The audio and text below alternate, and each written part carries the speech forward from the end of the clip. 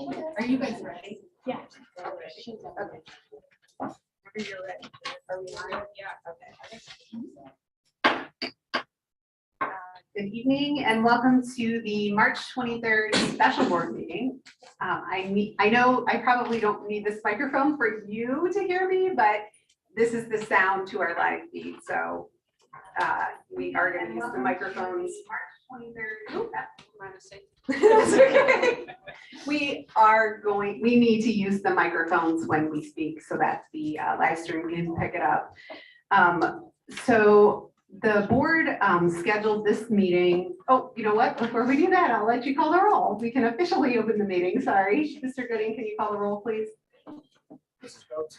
Here. Mrs. Horn? Here. Mr. Manley? Here. Mrs. Mooring? Here. Mrs. Pickle Antonio? Here. Do we only have one microphone on that table? Is that okay? We have one. So I'm going to take that microphone and give it to Kira and Jan. There we go. Because again, I know we can hear each other and you all can hear us, but this is the only way that the sound will go to the. Well, you might need it. Because I won't need one till the end. Okay. Oh, I guess that's true. Do you guys have one? Yeah, we can share one between the two of us. Alright. So the board scheduled this meeting so that we could hear from and ask questions of two search firms, K-12 Business Consulting and Finding Leaders. Our goal is to vote to hire one of these firms to assist the board with the search for the district's next superintendent at another special board meeting that is scheduled for tomorrow night. We have a Student Learning and Achievement Committee meeting also scheduled for tomorrow night. That committee meeting is at 6:30. The special board meeting is scheduled for 8:30. Both of those meetings will be here in the same location. We reached out to these two firms that we're interviewing tonight because they are both located in Ohio. They both specialize in assisting with searches for public school district administrators in Ohio. The board has worked with both of these firms before in searches for superintendents and treasurers, and our district administrators have also worked with both of these firms to help with other administrator searches and for help with our 5-year forecast. The only other search entities in Ohio that specialize in searches for public school districts are the Ohio School Board Association and the Educational Service Center of Central Ohio. The board made a decision to not use either of those two entities because those two entities are responsible for serving all public school districts. And given that we may want to engage in recruitment, we wanted to hire firms that are only going to be working for our school district in this search. We have scheduled Finding Leaders at 6:30 p.m. and K-12 at 7:30 p.m. However, we will take as long as we need to take to ask the questions that the board has and make sure that we have the information that we need to be able to make a decision. First, I guess, just so you know, our hope is that first the firms will give us a presentation and an overview and then give us some time and space to ask questions. The one thing that I do want to make clear is that while we value very much the assistance of professionals in conducting this search, ultimately it is the board that is charged to hire a superintendent. And then the last thing that I want to say is I would like to extend a thank you on behalf of the board to Joan Miller, the GJEA president, to Jim Gollings, the staff representative for OPSI, and to everyone in the community who sent any of us questions that they had for these search firms. We are going to do our best to ask the questions that we have and the questions that you have given to us. I don't know if we'll get to all those questions or not, But like I said, we'll do our best to ask those questions before we vote to hire a firm tomorrow. So with all of that, I am going to introduce Paul Pendleton and Ed Vittardi, who are both here from Finding Leaders. Thank you so much. Appreciate the opportunity to meet with you tonight and share Finding Leaders' story a bit and our process. I guess the first question I would ask, which is a rhetorical question, please. How critical is this decision for your school district and your community? I don't expect you to answer that. I think that this is one of the most critical decisions you will make to choose an educational leader, especially one that might follow Steve Barrett, which may be a very difficult job because we think very highly of Steve Barrett. I assume you do too. So we take this very, very seriously as a group of professionals, and we have 16 consultants around the state of Ohio, all of them either active or former superintendent of schools, treasurers, a board member is a member of our group, and a consultant and author. So we try to be varied in our approach in helping you search for a new superintendent. And as the president said so well, we don't choose a superintendent. We assist you as you make the ultimate decision. So the question we ask ourselves, and you should be asking us too, what will it take to do an outstanding job for you in selecting a new superintendent? So we're going to be sharing the answer to that question that we believe, the steps and the process that it would take. Finding Leaders is a partnership with the Board of Education, with the community. And we view this as a true partnership because we are part of this process from tonight until the very end at 11 o'clock or 12 o'clock or 1 o'clock sometimes, when you make the final decision. We are part of that conversation. We are part of that process. We maintain communications with all of the candidates. We are agents of the board. We never take a position other than recommending, for example, a group of semifinalists, but we will never say, make sure you hire candidate A or candidate B. So we have a large group of experienced individuals, including, as I indicated, school superintendents and treasurers and board members and others. And we work side by side with you all as you debate these candidates. We think, and Ed's going to talk about this more specifically, we think that you have a wonderful opportunity in front of you. Not only choosing a new educational leader, but you have an opportunity to engage stakeholders in this process. And we can define that, actually, we'll offer you parameters and you can define it however you do. We think you have a great opportunity to create partnerships, not only with us, but with other community members. No longer can we just rely on advertising, posting the information and the material, and hoping we get quality and quantity of candidates. Our strength, one of our great strengths, is recruiting. Recruiting. So we're constantly on the telephone talking to individuals. Another great strength we have is we facilitate. So we provide for the board our information, our due diligence, our process.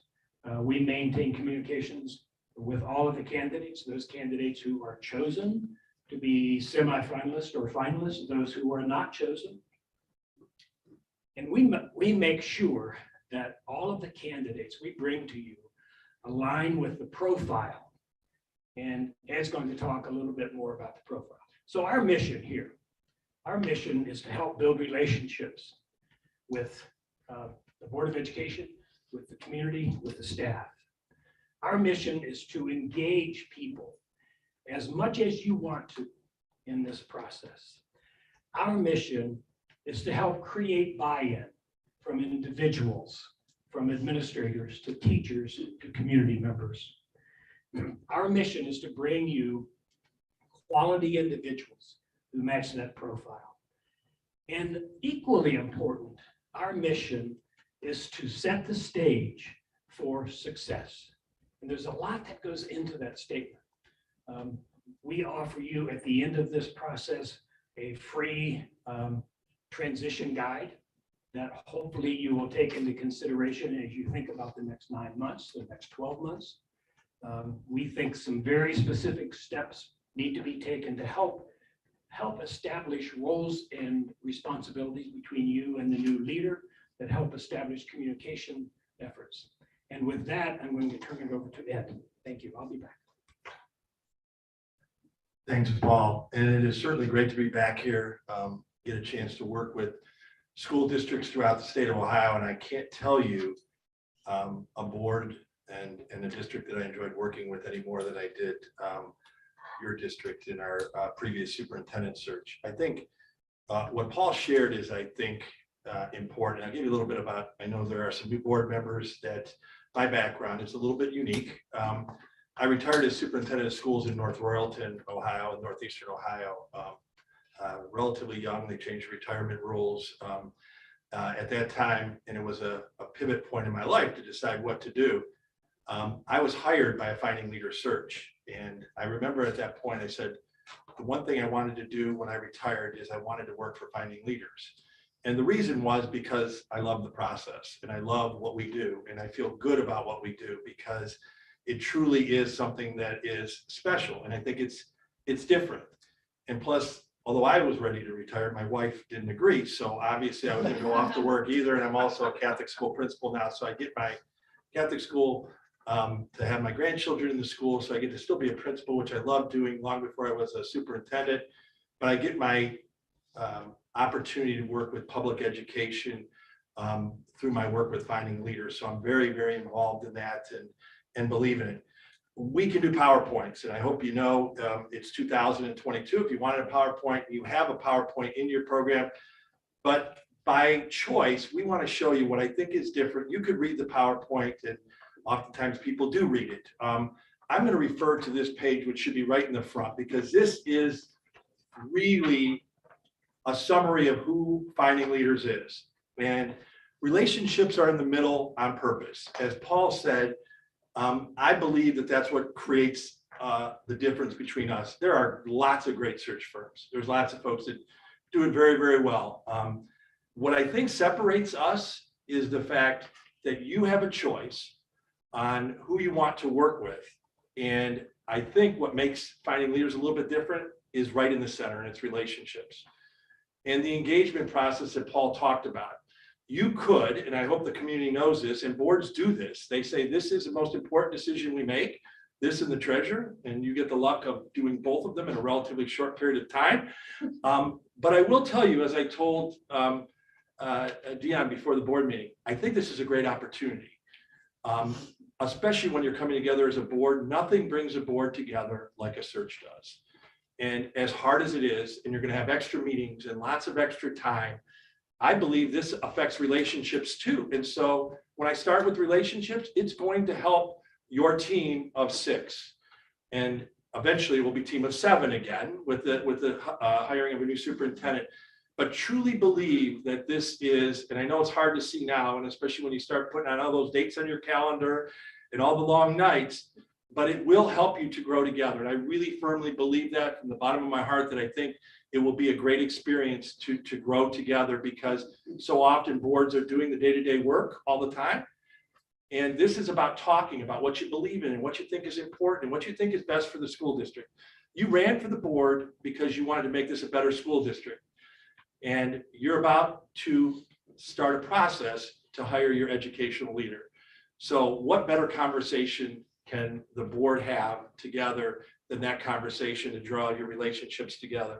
So I do believe that that's part of the heart of it. So it starts with relationships. As Paul said, first step 1 to us, the critical decisions he talked about, is the announcement.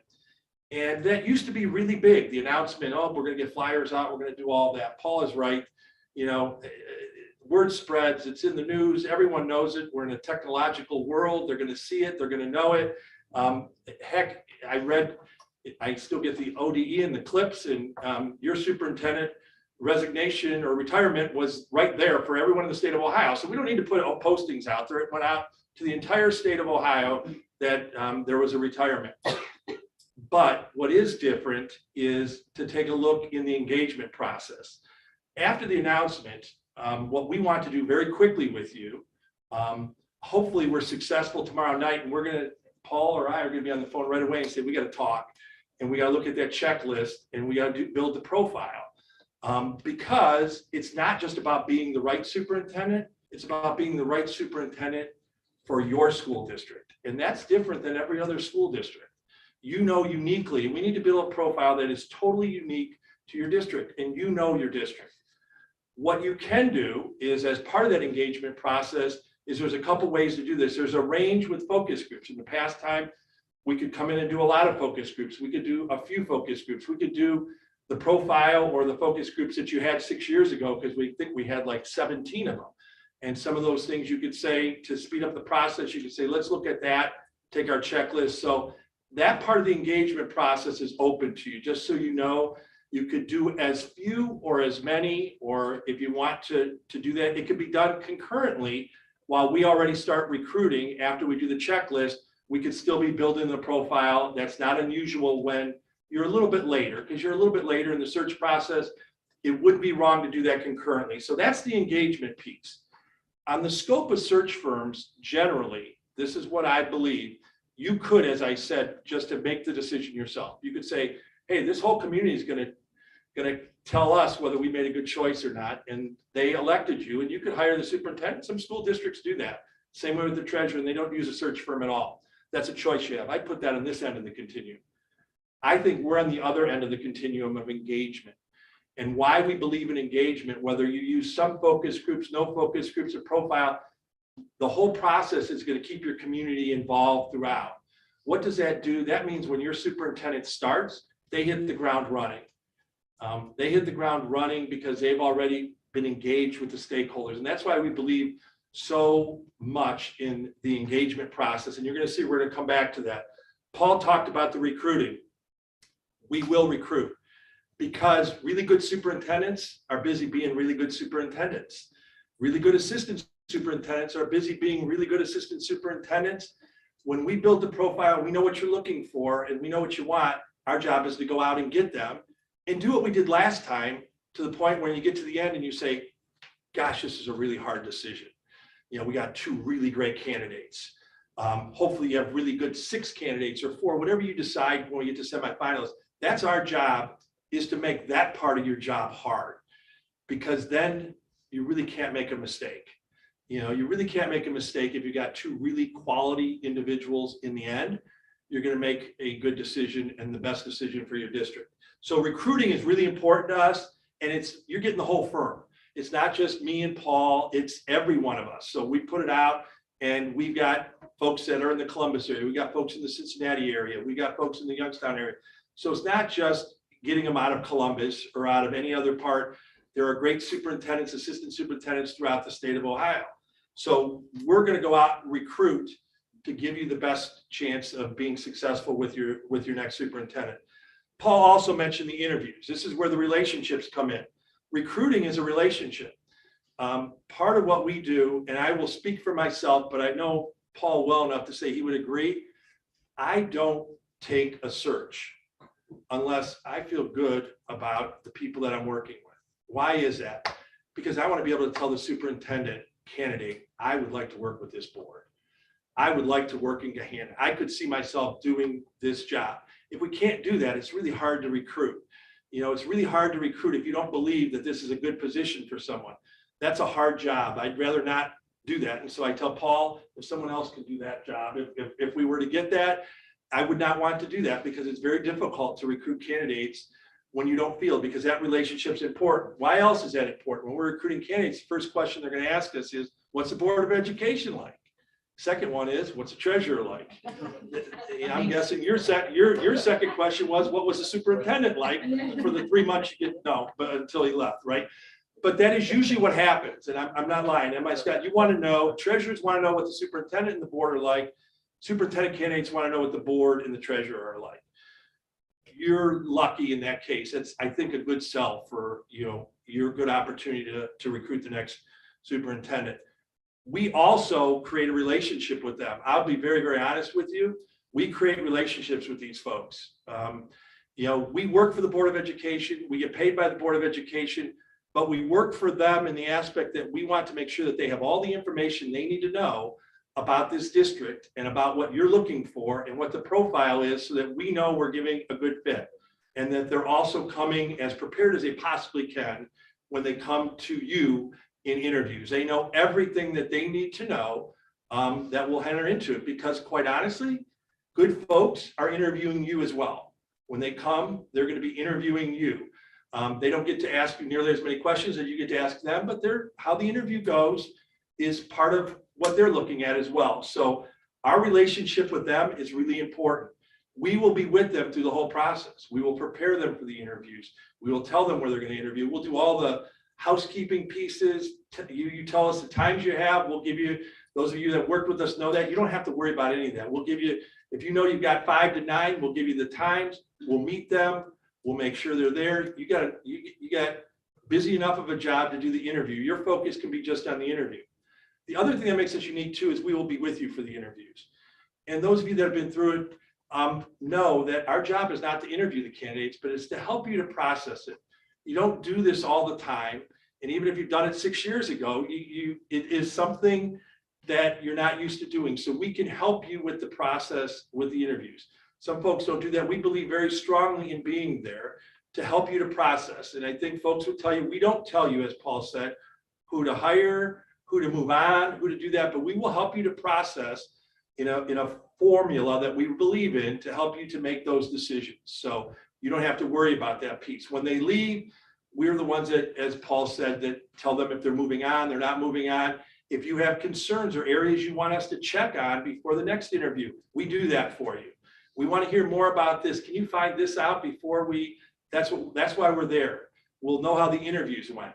That's also going to come back later to us when you eventually hire the superintendent. The more time that we spend with you, we know all of you, the superintendent is able to call us and say, hey, Ed, I'm having this question. This is what's going on in the board. We know all of you. We know the players. We know what makes you tick. We know what everything happened in the search. So that relationship is going to keep going on, as Paul said, after the we'll already been paid. It's all done. We're gone. We're still talking. Okay. 6 years later, I'm still talking to Steve Barrett. I'm still talking to any superintendent that's been placed that we've had, because it's a relationship. We have a relationship. We want them to be successful. The second round. So usually what happens is after that first round of interviews, we recommend folks to you. And again, we will recommend to you for that round of interviews. We'll say, here are all the people that applied, very transparent. These are the people that applied. Here are the people that we interviewed. And here are the people that we suggest fit your profile. Not who you should hire, but that we feel fit your profile the best. And if you say, well, why not Cindy Smith? We would say why we believe Cindy Smith doesn't fit the profile, if that makes sense to you. And you will ask questions. I know we've been through that. Or you know something and you wonder about that candidate. And usually you may take that 6, or you may say, how about this person instead of that person? We'll talk you through it. Ultimately, it's your call. But generally it's 6. It could be 5. It could be 7. We don't give you an exact number because there's a natural drop off usually that we say, we could give you 6 if you want 6, but after 5, 6 is a little bit of a drop, or, we can't close it at 6 because 7, 4, 5, 6, 7 are really close. So we say 6, and oftentimes it is, but we try not to lock ourselves into that. It could be less. If you're on an expedited search, you may say, just bring us 4, bring us your very best 4. And that could change your process. That can make it quicker. Some boards have done that. So it's your search, and we'll make it your search how you want. If you just want 4 instead of 6, and you want one night instead of 2, those are things we can work with you. So let's say you had 5. I'll split the difference between 4 and 6. And you had 5. You came up with who you think are your 2 finalists that you believe you want to come back. you will be doing the due diligence process before that finalist stage. And by due diligence, we'll give you your, basically your walking papers as far as what exactly you're supposed to be doing, who you should call, who you should check, not just references. We've done that already. We've checked into the district. We've done a lot of due diligence before we ever bring them to you. But those of you who have been through it know it may be calling the people they don't list at all. And maybe you happen to know someone that lives in that community and you want to call them and you do it. We've had boards that have gone to a district and actually walked around their district. There's due diligence. It can take the form of many different directions, but your due diligence to try to get into as much as you possibly can about that candidate. The two candidates come through what we call stakeholder engagement, and Finding Leaders has been doing this. I know others have done versions of this. What we believe in the stakeholder process would be that you would have representatives from the teaching staff, the classified staff, your business community, your political leaders, could be PTOs. You list all of those groups, and we recommend students, some high school students to be there. You have roughly 5 to 7 of each of those, okay? The board might be sitting here, they're doing the interview over here. You're just watching that evening. You're watching your stakeholders engage with the first candidate on the first night, if we do 2 nights. There is a way to do 1 night if you're trying to go quicker, but we recommend the full process would be 2 nights. So the first night, you watch them get interviewed by your community. You sit back and listen, take notes, do what you think you need to do. That candidate goes out and sees the community, at least the construction process, where we are at that point or where it's going to be and all of those things, at least some of that idea, but get around the school district to get a feel. Someone in your community will show them. While they're going around, we're going to process that with the stakeholders. We're going to ask them 3 questions. What did you like? What concerns you? And are they a fit? Do they fit in our school district? And sometimes I've had it happen where there's tons of likes, very few concerns, but in the end they say, I don't know if this person fits. That may be the most important of all of the 3 questions because you want them to fit here. But we ask those 3 questions. And everyone, not just the one person from each group that interviewed, everyone has a chance to participate in that. And again, the board notes those comments and that part. That makes us a little bit unique in that stakeholder process. We also believe in it because all the stakeholders are together. There are some processes where you go from one room and you talk to the teachers, then you go talk to the administrators, and well, why don't we do that? Well, I'll speak for myself.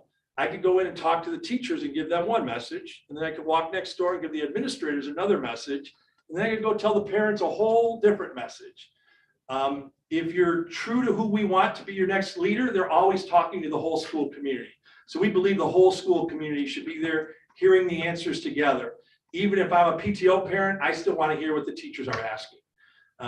If I'm an administrator, I still want to hear what the business leaders are asking. It's something that we believe very strongly in the stakeholder process, that you'll engage them. After that part, after that interview is done, we recommend they go out to dinner, or you bring dinner in of some sort. We do that so that you get used to who this person is and their significant other. You have a chance to say, we're going to spend a lot of time, as you know, you spend a lot of time with your treasurer and your superintendent. And if they have a spouse, you want to get to know them, and that's social, that you have a dinner together. That sounds like an extra part of the program. We think it's something that's really important to see if you like them. But again, that's up to every district on how you do that. We recommend it. And then later that night, after the dinner, you follow up with your interview. Now, you've heard the stakeholder interviews. Oftentimes that may change your questions because you glean something from your stakeholders that you think you need to dig deeper on, that you didn't get on the first interview. You want to hear more about what happened when the business leader asked that question of the superintendent. So you have that opportunity. And then we do the same thing the second night. And then we stay with you until you come to a decision on your candidate. Now, why can we do that night? Well, the one reason we can do it is you've done due diligence, we've done due diligence. There's no more information. We don't want you going home talking to you, getting your husband's opinion or your wife's opinion or the kids or the dog, or going down the street. But You are the people that got to make this decision. You have all the information. You've been gathering all this due diligence. You've done all this. You've had multiple interviews. They've been with your community. So we stay there together to make the final decision. The other reason we can make the final decision, I said relationships. We work for you. You've established a range on what the pay is going to be, the contract. We've done all that for you. We've talked to them and said, so when they come that night or the second night, if the board offers you and you get a call at 10 o'clock at night, 11 o'clock at night, midnight, are you going to be up? If we call you, which they all say they'll be up. So trust me, whatever time it is, they'll take that call. Then you're willing to say that you're going to be able to say yes. We will have even sent them a copy of the contract so that they see a blank contract. Everything is done to then you have your special board meeting, you introduce a person to the community. We don't leave that for chance. Now, sometimes people wait until the end and now you start negotiating. We think, one, we don't want to bring you candidates that don't fit your range or don't fit their range. It's both. And there's no surprises at the end. You know you're going to get to completion. Nothing would be worse than to get to the end of the process and not be able to agree with the person that you've just introduced to your community. So we put that safeguard in there to make sure that we've done all of that on the front end to make sure that that doesn't happen. Paul hit transition really quick. And I'm going to say maybe this is even more important. Transition is going to be important. We are going to work with your next superintendent with transition. You have a superintendent leaving on the best of terms in retirement, so they will transition. What we're talking about in transition is still, this person has still got to do it their way, and they've committed to certain things in the process. We'll give them a whole transition plan, and what's different than last time, we don't want to leave it to chance that you'll have a retreat shortly after they're hired with the board, the superintendent, the treasurer, and that's included in our search. So we'll come and do that. It could be a Saturday morning, it could be an evening. And what we do at those transitions, and some of those are those in-services and board development, we do those all over the state. Even when a board member changes sometimes, they'll come out and do that again. And what that is you agree with how you're going to work together. What's the superintendent's job? What's the board's job? How do you want to be communicated with? Is it text? Is it emails? All those things we don't want to leave to chance. And there are things that Steve did a certain way that maybe you liked and you'd like the next superintendent to do it. Maybe there's some things that were different and that's okay. Maybe the next superintendent says, well, I really like to do this. And you say, well, that'll be good too. All the forms of communication, that 3 hours to me is worth gold, because far better than you trying to find your way through the process to say, I don't know, well, we're still the honeymoon. We'll just let that, let's agree on the front end, how we're going to communicate, how we're going to work together. So that transition, we'll have the transition meeting even before you come, and then we'll keep working. The transition, even though it comes back, we don't leave you. We're with you. You could call me. You could call Paul. It could be 6 months out. It could be a year out. It could be 2 years out. And you said, we're having this. What do you think? Can we have, some help with this? What do you think we should do? Your superintendent knows they can call us. The treasurer knows they could call us.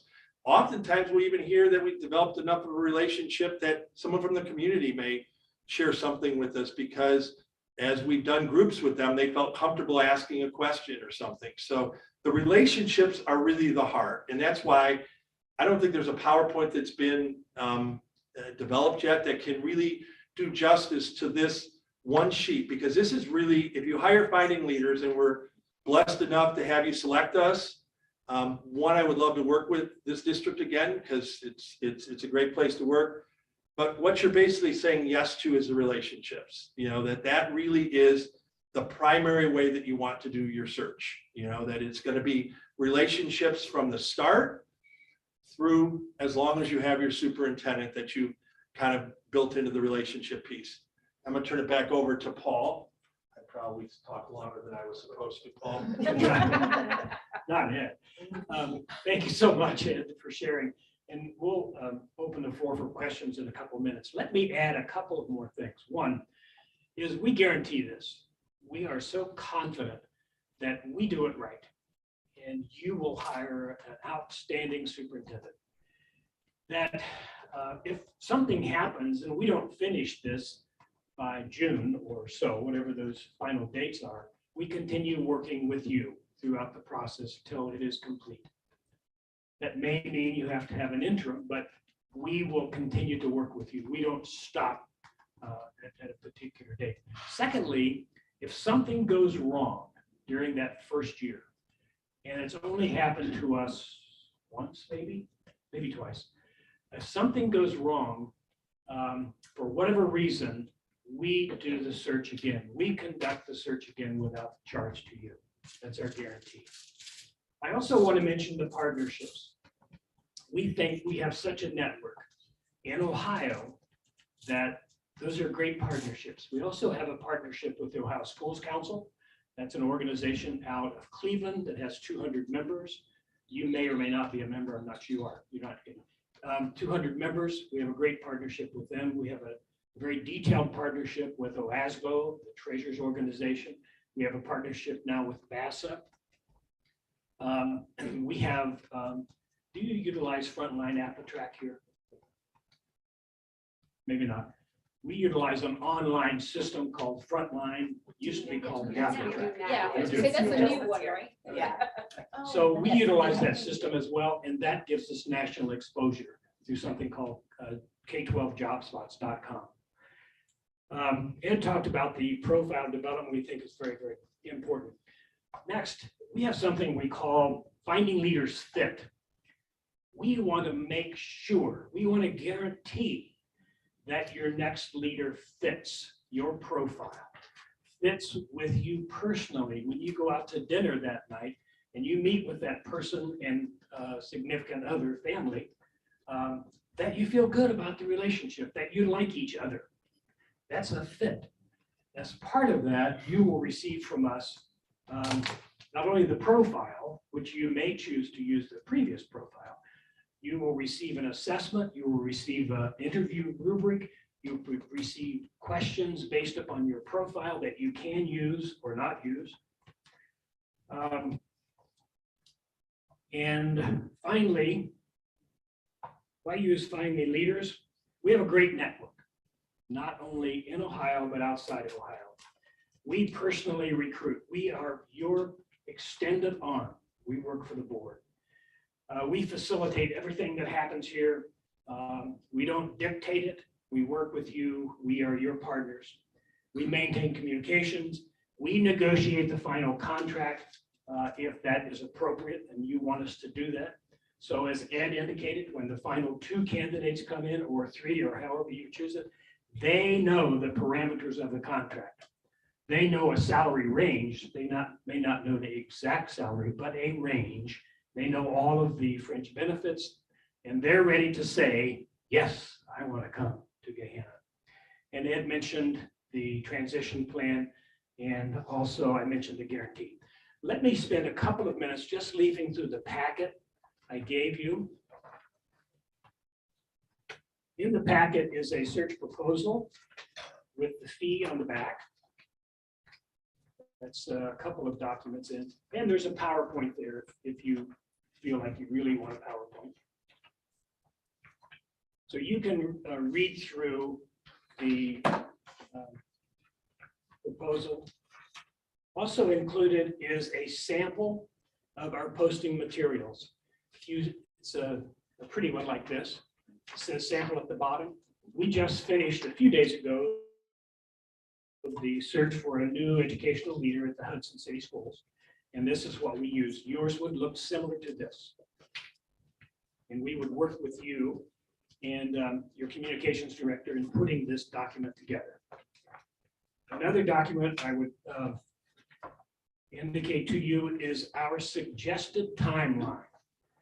Obviously, this has to be an expedited search. And obviously, we would want to have a conversation about this and meet your specific needs. But this is something I just put together saying this might be the best way to handle it. But we'll have that conversation with you.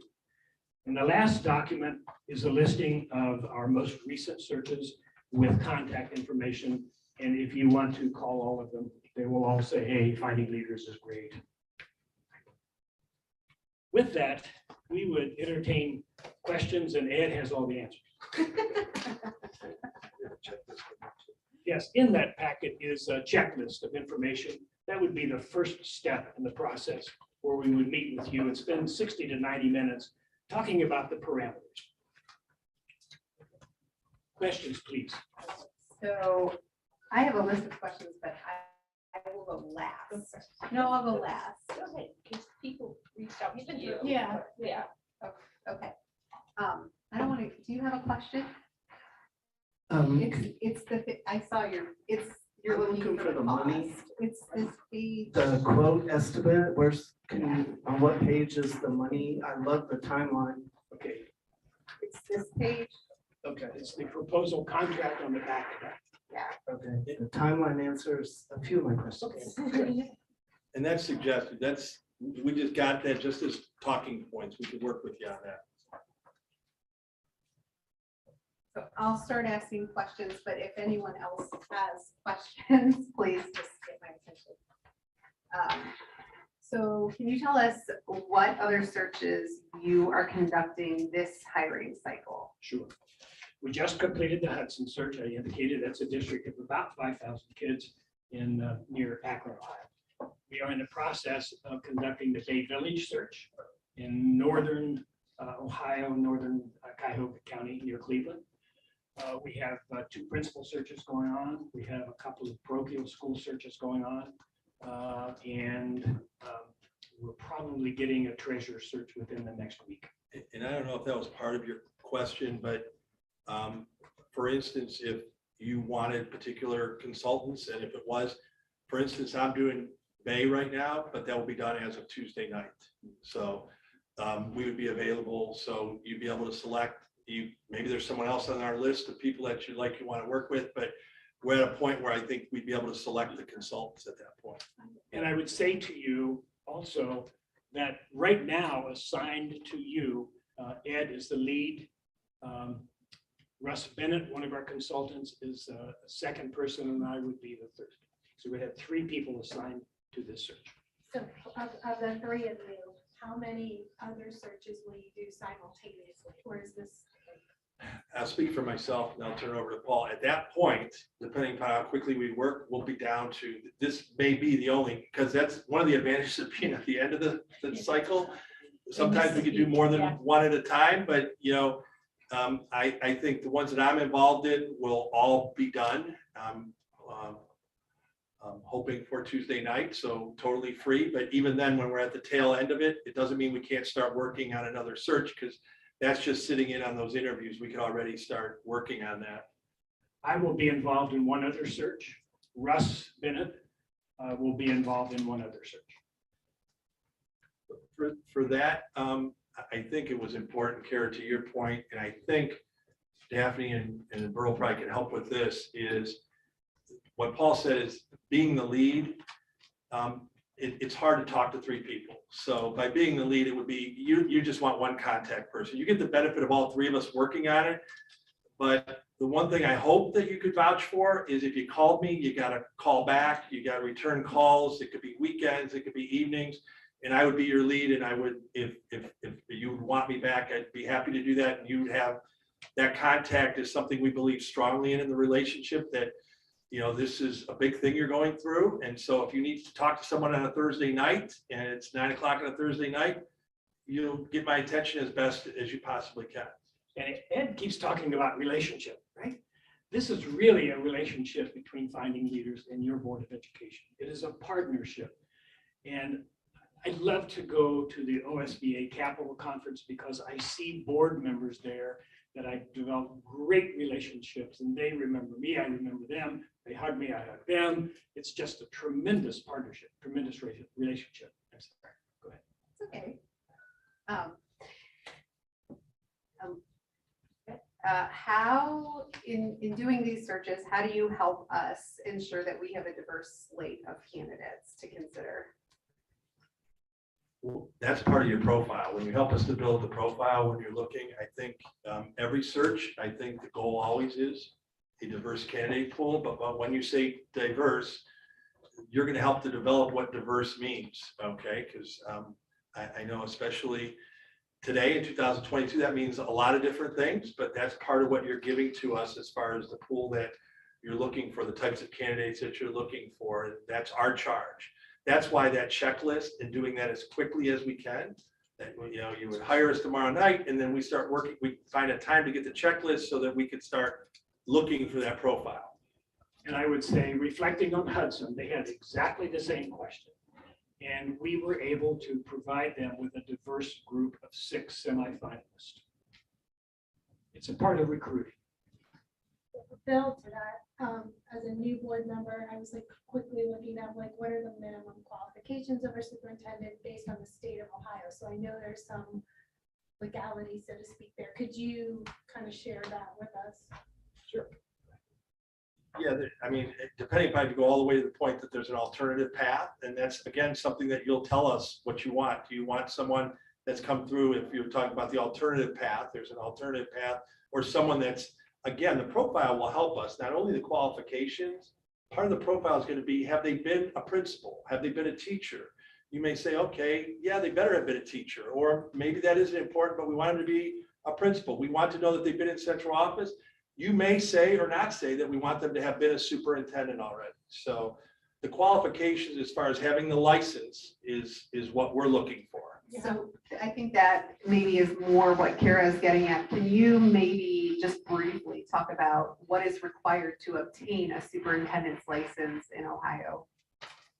Just briefly.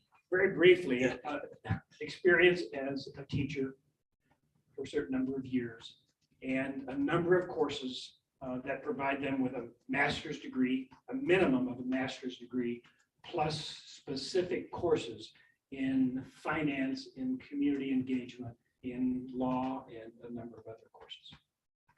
Thank you. Let's see. Some of these questions that I have, you've already answered, but can you describe, one of you or both of you describe, without identifying the school district, can you identify maybe the most challenging position that you have filled?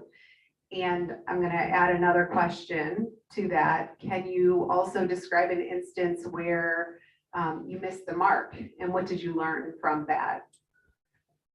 Let me do the challenge. You can talk about this. Oh. I don't have that. I think I was going to do the other way around. We haven't missed a mark. I want to talk about the challenge without mentioning the school district. We have a set process and procedure that we suggest to boards of education. We think this works. But we also know we work for you, and you have ideas about how you want this process to work. We share those ideas. In this particular search, the board said, here's the way we want it done. And we are not really necessarily paying attention to your process. And this is how we want to communicate with you. And we said, okay, this is your search, we will facilitate it. It became pretty difficult at points. It ended beautifully, it really did. We finally collaborated and cooperated, but it was a challenge.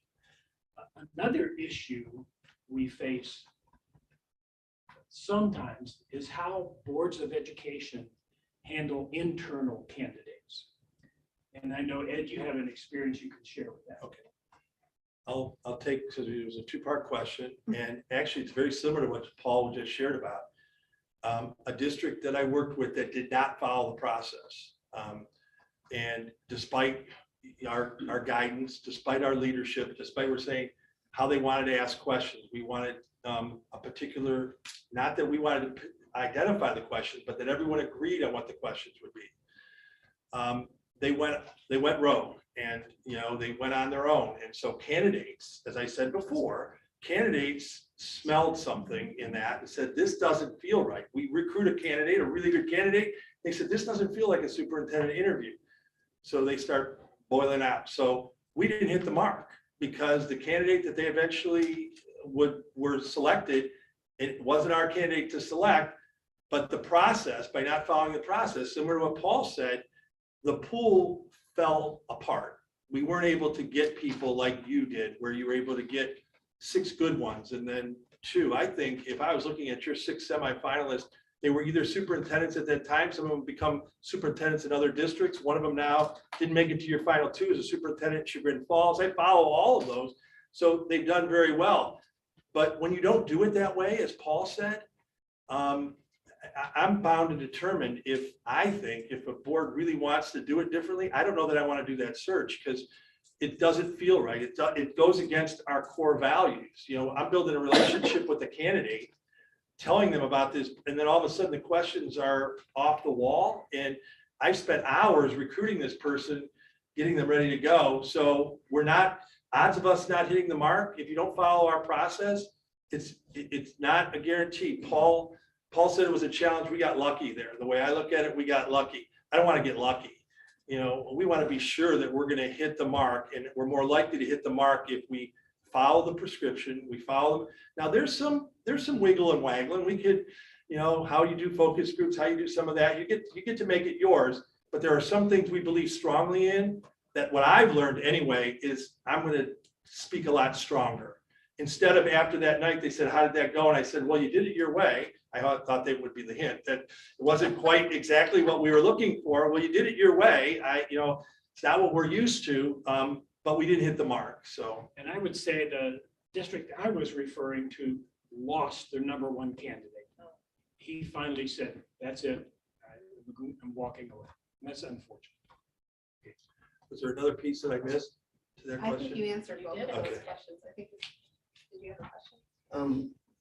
Separate question. if Yeah. we're- So, okay, so you're gonna take our profile and what we're looking for, and you're gonna get to know us. And you're gonna actively recruit candidates that fit that match.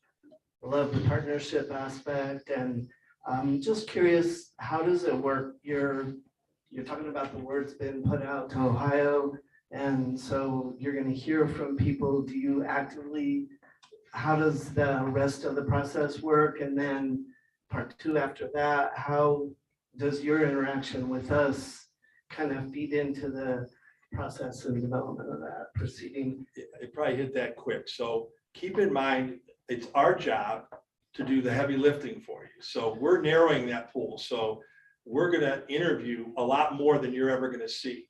Okay.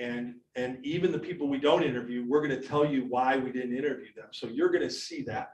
That will be active that will be an active conversation that we have with you. We will sit down and we'll go through that and let you know exactly who applied. These are all the people that applied. Here's why we think these people fit the profile best. And that's a discussion. We don't, you may say, well, what about this one? What about, we consider that part of the working relationship. So you're going to be there. The second part of that, Dion, it was, How do we advertise it? well, how do we advertise it?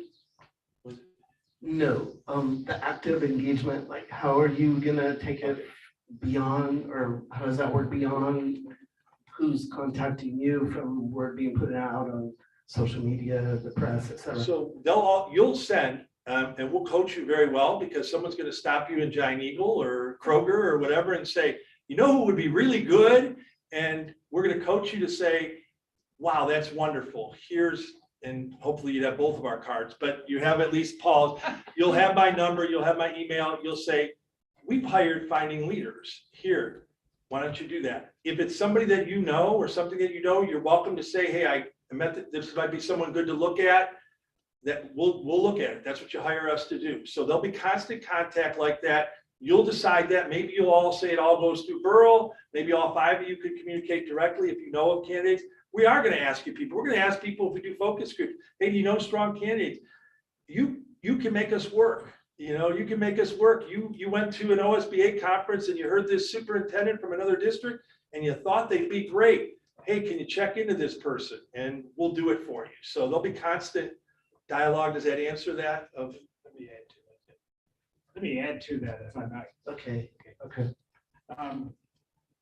Please understand that when you hire us tomorrow night, we don't just start networking with people. We advertise this extensively through our own website, through the national website, through BASA, through OASBO, through Ohio Schools Council, through an online process with OSBA, through MOECN, which is your statewide network. So this goes to every educator in the state of Ohio. So this posting that I shared with you will be sent to everybody in the state of Ohio, in addition to those that we are actively recruiting. Does that answer your question? Not quite.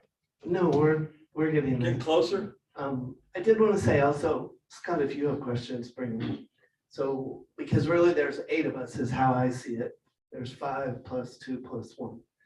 So, but yeah, and your engagement, what I'm hearing you say is that with us, it's kind of tailored. So it's up to us if it's lead or all of us or.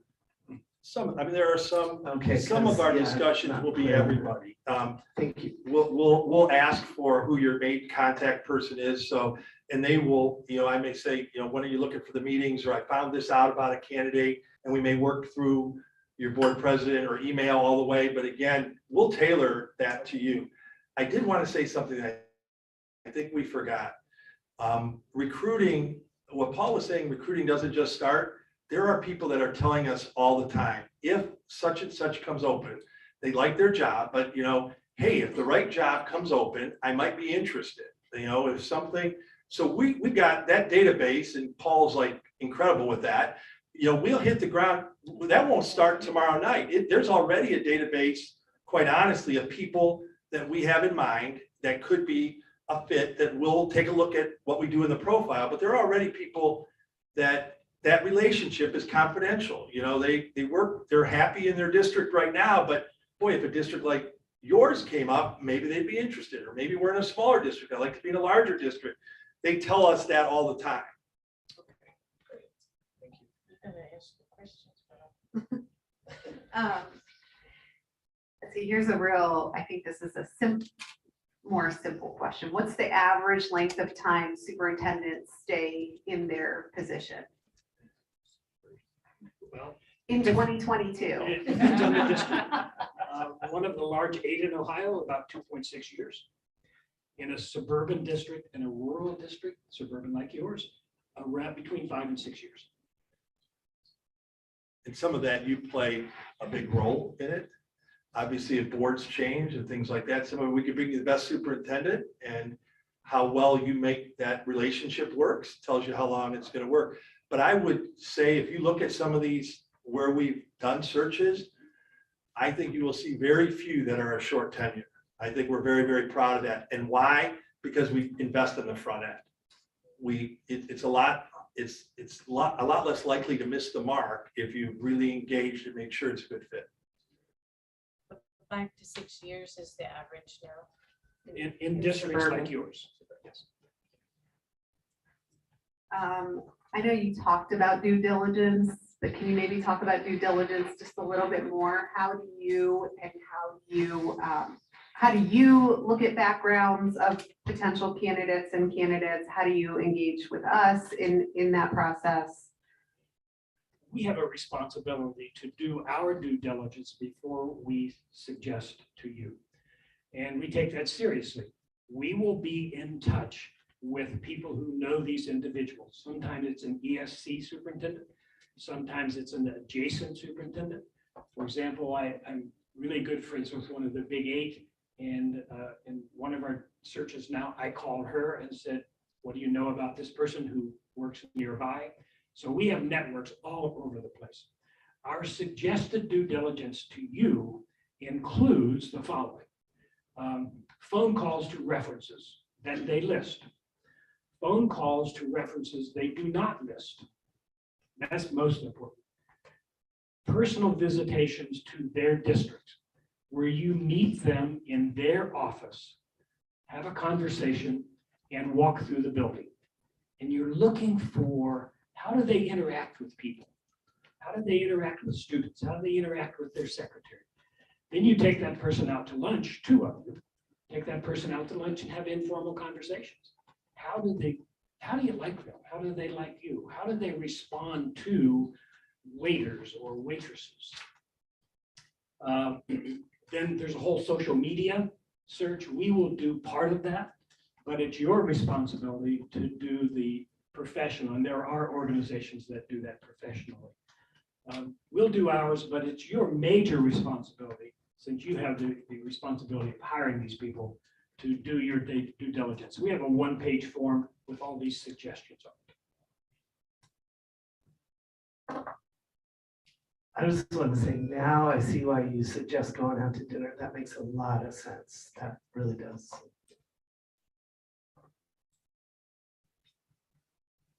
Can you, let's see, there was a good question in here, an unusual one. Can you talk about, and I don't, I hate to put you on the spot to have to think on the spot, but what's an important but an unexpected criteria that your firm has found to be vital in the placement process? I'm not trying to trick you, but It's important but unusual.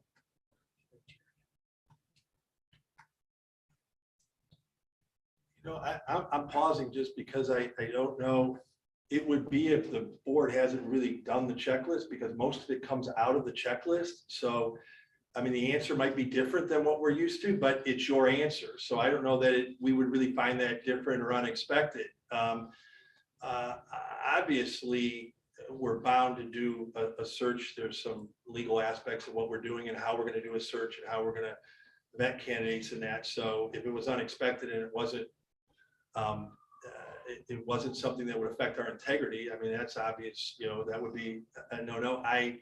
We would just say no then. If you were asking us to involve something that would affect our integrity or is, you know, illegal, immoral, or unethical, we'd stay away from that. I haven't seen that, and I think most of it's because we establish enough of a relationship and we coach people. They don't ask us for a characteristic because we're kind of staying to the script of what you're looking for. I suppose if you went off the script of that checklist, then we might find something that's unexpected because you asked for something we didn't ask you.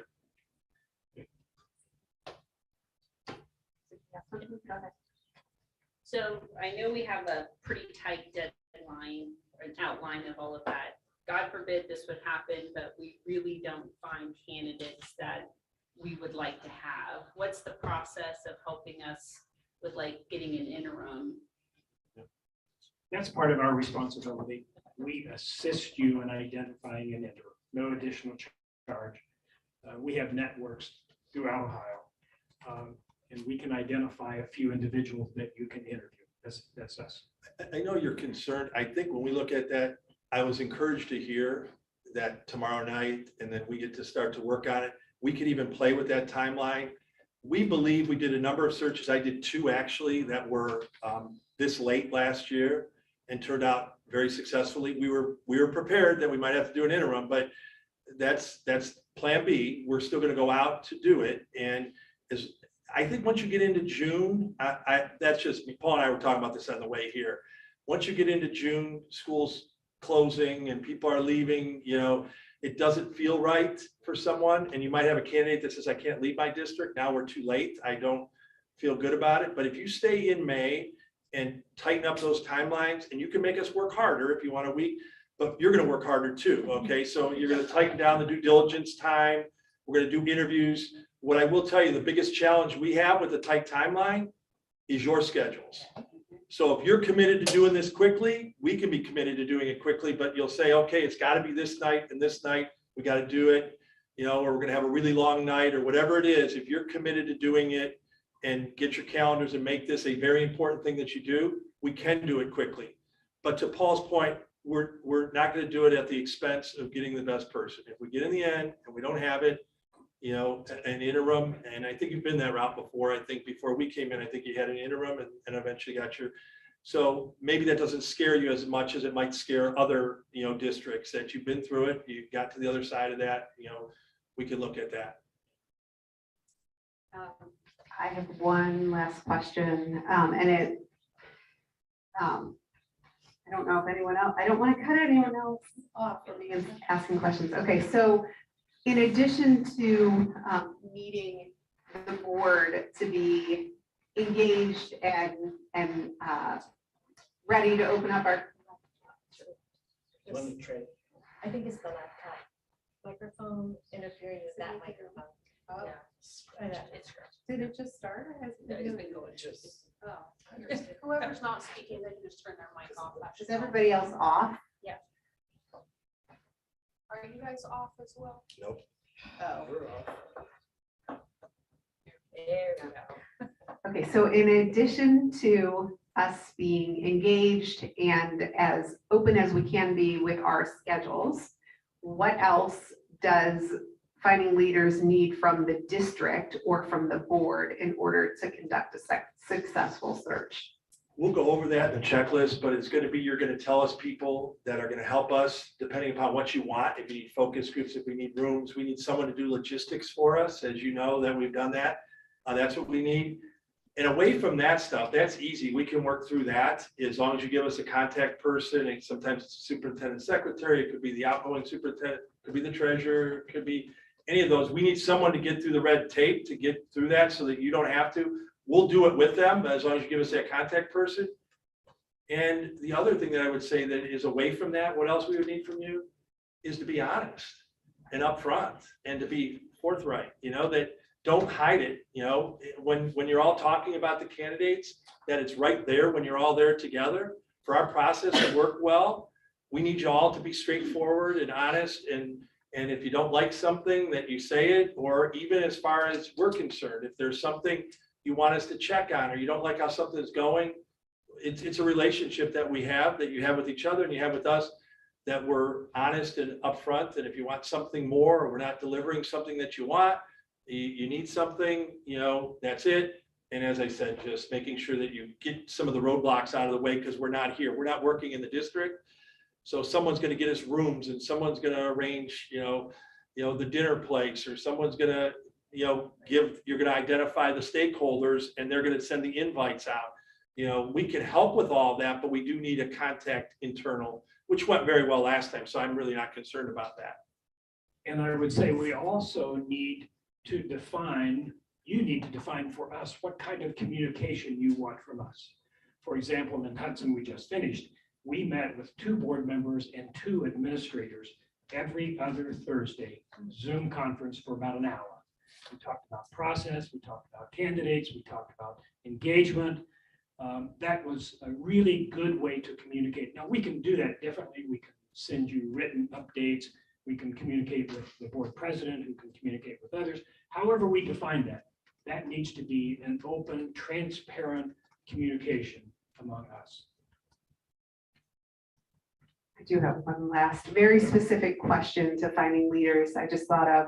I know, Ed, you talked about, and I remember from when we did this process last time, the encouragement that the board make the decision that night of the second interview. And my question to you is, are you open to working with us if we are not willing to do that, to make the decision that night?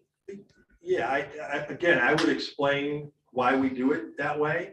But ultimately, I can't say 100% of the time we do it, but there's a reason we do it that way. And I'll remind you of that reason. And the concern would be outside influences into the process. That's why we believe in it. We're not trying to rush you, but I think we should do everything up until that night. So you're ready to say, we could hire either one of these people. And then that night you spend as much time, because the problem with it from our perspective is we can help you with your dialogue together. We can't help you when it's your neighbor or someone down the street. And then it's not, to me, fair to your fellow board members, because they didn't hear the conversation. And now you're bringing secondhand knowledge. And to us, it just isn't clean. It's just not a clean way to do it. Now, I suppose if we were going to sequester folk, no, I'm just joking, but that would be the reason for it. But has there been a time when someone said, can we come back tomorrow morning? Let me sleep on it. And people are going to say, I'm not going to talk to anybody. I need to sleep on it. I would get that. I would understand that. I would still encourage you. I'd be not true to the process if I said that, go ahead, take as much time as you want. But because I think the process counts on you all bringing everything to the table, everything you got, what somebody told you at Kroger, what you heard in all the interviews, that you bring it to everybody together right there, rather than bringing secondhand. We see that as being destructive. That's how we could also miss the mark, I think. In all probability, you will be ready to make that decision at 10, 11, 12 o'clock at night because you have had what Ed has said it before. You've had our input. You've had our input into our interviews, our due diligence. You've had first round interviews with you. You've had stakeholder interviews. You've gotten a lot of input. You've had second round interviews with you. You've had visitation reports. You've had reference. You've got data in front of you to make that decision. As I'm sitting here, I'm thinking of an example. Maybe there was something missing. Let's say there was information to Paul's case that we just can't make this decision because we're missing something. I doubt that you'll be missing something, but let's say you just needed more information about something. So Paul's answer is right. We think you're going to have all that data, but let's say something was missing. I could see that we're missing an important piece for you to make that decision. And like I said, I generally do about 6 a year in a court. There's been one time and it went over to it was a Friday night to a Saturday morning, it's something like that. It just went that quick. And that's the only one that's ever happened to me. Now, Paul may have had the experience, but I haven't. The other reason why you want to move quickly, that's the process. The other reason is they've agreed, you've agreed, let's get a board meeting, let's get them hired, let's move forward, because you don't want their district or whatever to get involved in saying, okay, Gehanna's offering this, we'll offer this. So while you have the person, you're ready, they should be prepared to make that decision. We don't want those outside influences coming in either on your candidate, your successful candidate. We don't want the outside influences working on that. Any other questions from board members? Thank you so Thanks much. very It's much. our Thank you. pleasure. I feel. I will share your cards. contact information with the rest of the board. And like I said, we have a meeting scheduled for tomorrow night after our committee meeting. So probably about 8:30 tomorrow night, where we plan to vote. Okay, thank you. So we'll be in touch. Yeah, thank you. Thank you. Thank you. Nice to meet you. Nice to meet you. Thank you very much. Good to see you. Thanks. Good to see you too. Nice to meet you. Thanks, Paul. Safe driving home. Yeah, hopefully it stopped I whatever it was think they're doing chasing the outside. rain.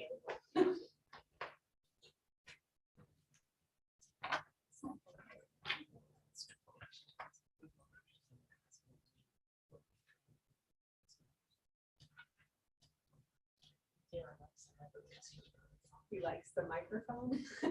What?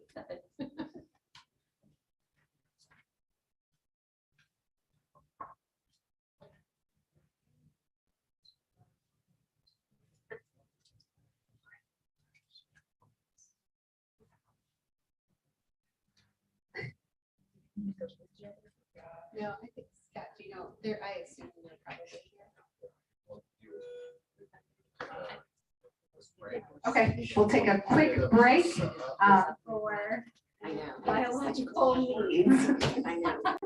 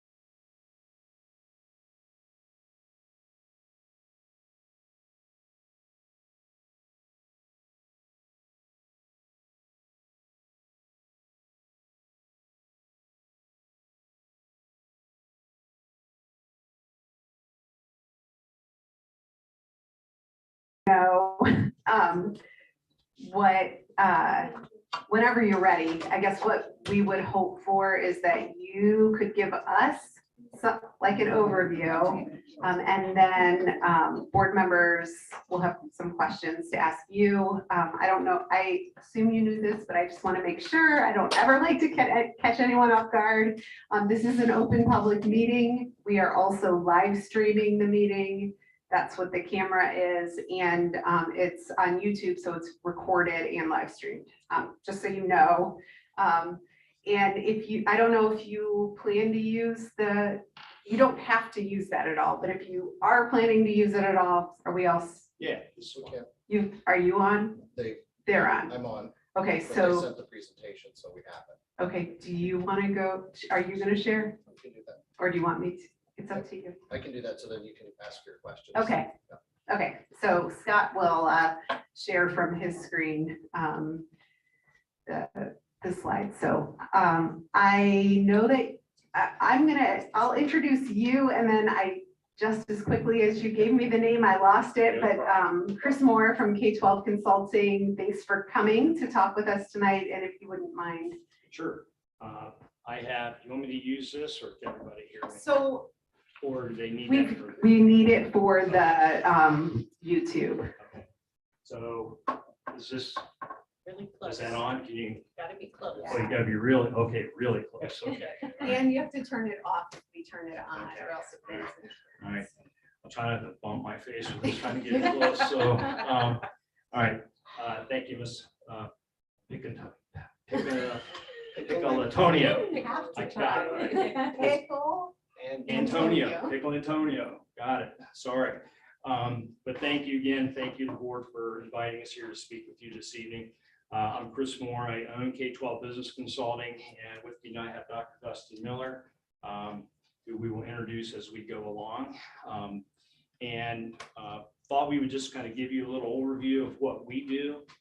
We've given you a bound document, so if we refer to page numbers in that, they're just on the bottom of that document. If you want to actually flip to that, you can look at those sorts of things. So we just want you to see some examples of what we do in our search process. So anyway, I want to thank you all and the community for inviting us here to speak to you about your superintendent search. So I'm going to go ahead and flip that. First of all, a little bit about K-12 Business Consulting. I know Ms. Pickle Antonio and Ms. Mooring know about us, but I think I have three new faces here.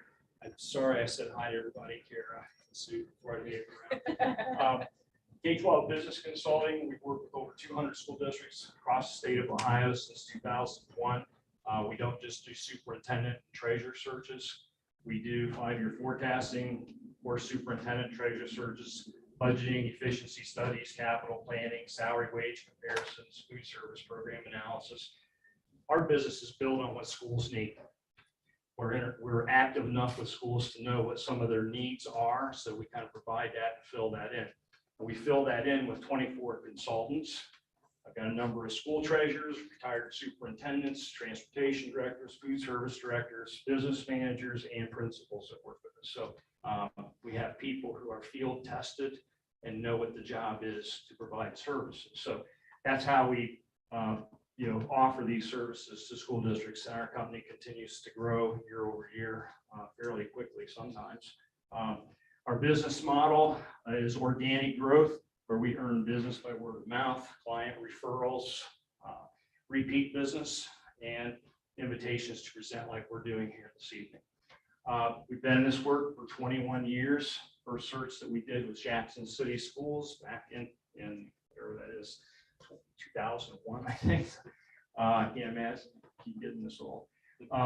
We're engaged right now in 5 superintendent searches, and for whatever reason, 5 treasurer searches right now. The reason I say that is because even though we have a team of people that do superintendent and treasurer searches, we kind of keep those separate. So it's 6 each, and I'm doing 5 and 5 right now. So we have capacity. If we didn't, we would pull out. So we wouldn't accept a job that we couldn't do an excellent job. That is bad for business. Next one, we always assign 2 consultants to each of our searches from beginning to end.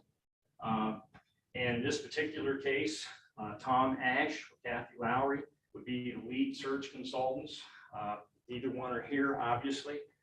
Tom is at Centerville right now, working on a superintendent search. And Kathy Lowry's on vacation with her husband in Florida right now. So they just couldn't be here at such short notice. And Tom has 50 years of experience. He's superintendent, assistant superintendent. He was just most recently the director of government relations at the Buckeye Association School Administrators.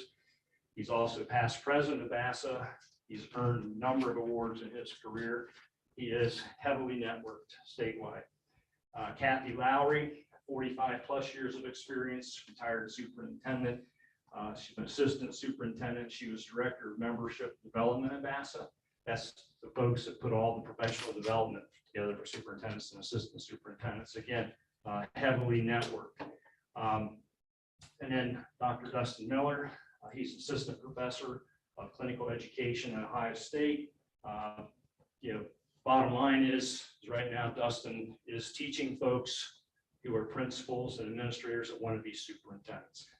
And if you think about how many principals there are across the state of Ohio, and he's been president of the Ohio Association of Secondary School Administrators. So there are about 700 superintendents across the state. There are about 3,000 principals. So if you're going to be known by a group, and where are those folks typically moving up to? Superintendent role. All right. That's why Dustin is here, in addition to the fact that I've known him for working with him at Dublin City Schools, where I retired after several years as the treasurer and executive director of business. So if there's any reason that you want to know why you should hire us, we are networked. We are plugged in like into the wall right there. Okay. We know people. All right. We've already been in contact with probably over 200 people just this year, doing searches. We've already concluded 2 searches. We have 5 underway. I mean, we're reaching out to people constantly. Okay. So we know them. If you had any building administrator here, chances are they probably know Dr. Miller. So I would ask them if they were here, if you had one, but so the thing is, people make a difference in the search. If there's another reason, it's on page 1. We have a 6-step process. My name's spelled M-O-H-R. I'm German. So we're kind of designed to do things engineering wise. So we have a process that we've honed over 21 years of doing searches, and we refine it and we follow a process. And the reason we do is because if you sharpen your edge on your process and it gives you good results, it'll give you good results over and over again. And that's what our search process does. So that's on page 1. We just call that the 6 steps of a quality superintendent search. I'm going to ask Dr. Miller if he would go ahead and take over now, just kind of talk a little bit about key value add. Sure, perfect. Thank you. All right, good evening. Thank you. As Chris said, my name is Dusty Miller. I'm glad to be here tonight, and we know that you guys are busy and have a packed agenda, so we'll keep this moving. But as Chris said, that there is this proven 6-step process that will follow. So for just a few minutes, I'm going to go through what those steps are and what they look like. But the third bullet down is that staff and community engagement is a key factor in what we do. This superintendent not only represents you as a board, represents your students, your teachers, your staff members, administrators, and ultimately your community. And we want to make sure all of those individuals are involved in our process. And as Chris also mentioned, that it's our job to be active recruiters, whether it's what we do by day, what we've done as a profession for many years. We've cultivated relationships that we pretty much have tentacles that run throughout the state and beyond. So we know after we understand what your profile is, these are the individuals that are going to be Gehanna's match. That is ultimately our job, is to make sure the person in front of you is who you want to lead this district. And we take that part of the job extremely seriously. All right, next slide, please. Some other factors that make K-12 unique is that, one, we want to make sure we reduce any risk of surprise. And that the last thing that we want is for someone to be in front of you that something comes up that is surprising. So again, we do our job on the back end of this to make sure we know everything there is to know. Maybe not when they were potty trained, but pretty close, about those candidates before they're here, to make sure they are the right person for you in the search that we're doing. The second bullet is preparing the search profile, which will come out of some interview questions and input from all stakeholders, and I'll talk about that in a second. And then really the last key aspect is that we will help advise you right from the start, actually, on what are competitive wages, packages that are going to be attractive. Gehanna is a wonderful district. It has a lot of name recognition in Central Ohio and beyond. So the interest will be strong, and then we'll help match that with what are candidates possibly going to be really attracted by incoming. Thank you, Scott. All right, Chris mentioned this briefly, but just kind of to hit some of the other steps. Step 2 is the producing the profile. 3, we go about actively recruiting candidates. 4, we identify the candidates to interview and manage the entire interview process for you as a board. As I said, we'll assist in contract negotiations. And then the 6th step, which is actually outside of the particular search, but will help the new superintendent with goal setting, et cetera, to get ready to do the best job they can do for your board and your community. So the search profile, and the search profile you can find in your packet on pages 16 through 27. If you want to advance this slide. So a couple things about the profile. One, it will talk through about how we go about collecting data. It will talk through the individual breakdown of consistent themes that we've found throughout the stakeholder meetings, et cetera. And then there'll be a chart that shows about the superintendent characteristics. So there was a study done out of Vanderbilt about what makes for a great superintendent. And that's kind of what I refer to as the quantitative aspect of that profile. But essentially, we take an entire group of stakeholders. You can see they're highlighted here. One, board, yourself, administrators, teachers, support staff, the parents, community groups, and student groups. Generally, it's high school, but it can be middle school and high school. At students that we want to get their feedback as well. We ask all stakeholder groups the same 3 questions. First question is, what do you consider to be 2 or 3 of the most important strengths of Gehanna Jefferson Public Schools? The second question is, what do you consider to be 2 or 3 of the most important issues facing the district? And the third is, tell us 2 or 3 characteristics you believe the board should look for in the next superintendent or in the new superintendent. We compile all that information, which is the qualitative data, to present to you in a document that's usually right around 12 to 15 pages that list not necessarily direct quotes, but it's all information from those profiles, the themes that start to pop out. We don't include outliers or one-offs, but things that have come up consistently throughout all of those groups, and we report out individually. So you'll see, like, this is kind of what the board is looking for. These are what the students are looking for, and then we pull all of those themes together into one consistent profile.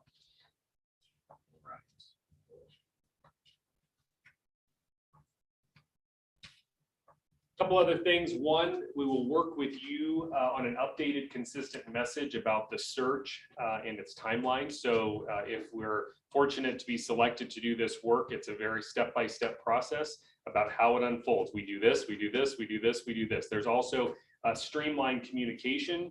You are busy people. This is a big, busy district. We want to make sure that we're taking that responsibility from you, but communicating in a way that you want to be communicated with. A lot of boards will pick one person, let's just say it's the board president, and we'll work closely with Scott as well to make sure you're not having to juggle several different messages, et cetera. So it's really streamlined communication. After recruiting and vetting all candidates, we'll recommend candidates that best fit the qualities that are identified by the stakeholders in that profile.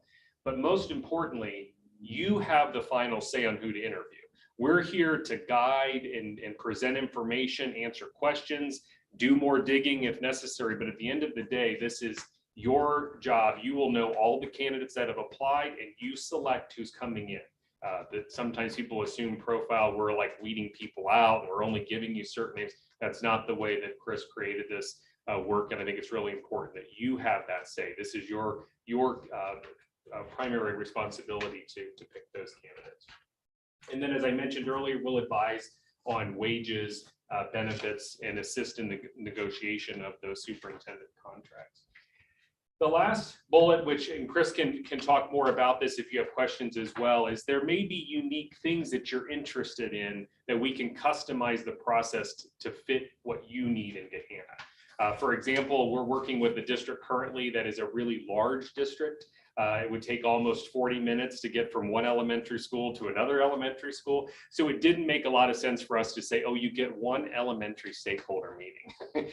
So we automatically said we will go to both elementary schools. It's just to make sense. So those are things that you'll know that you may need or request, and we're happy to work with you to make sure it's fitting the needs that you have.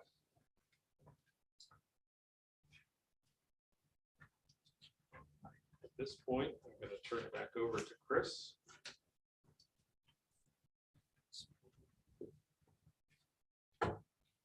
Okay, so the levels of searches that we have, not every district is the same, not one size fits all. We've never thought that. And especially once I put this program together, I think the Olympics were. So I came up with bronze, silver, and gold, and not in any order in terms of good, better, best. All of our searches involve active recruiting. They all involve a level of profile development.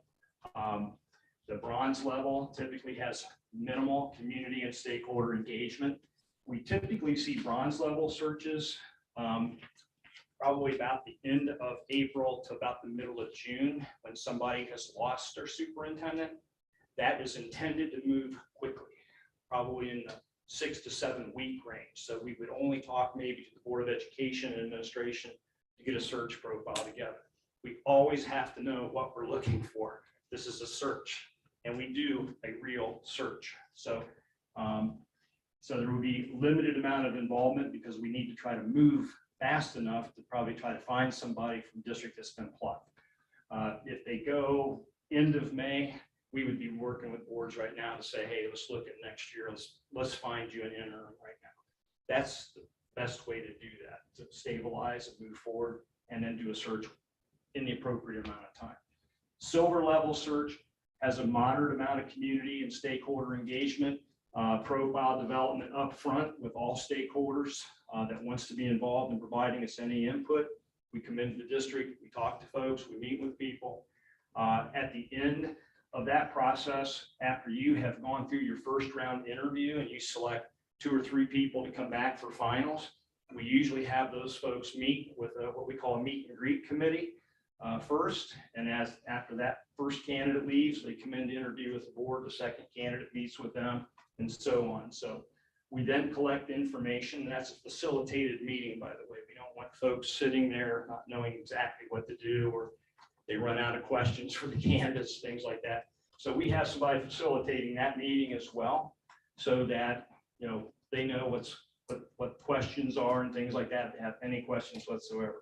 So anybody that gives you your time to come in to provide that in the meet and greet committee, we want to make sure that they've had a very good experience, obviously. So we collect that information at the end, and at the end of the night for final interviews, we'll compile that information that we've collected directly from folks and give that to you, so you have your community and stakeholders input on what they think about your finals.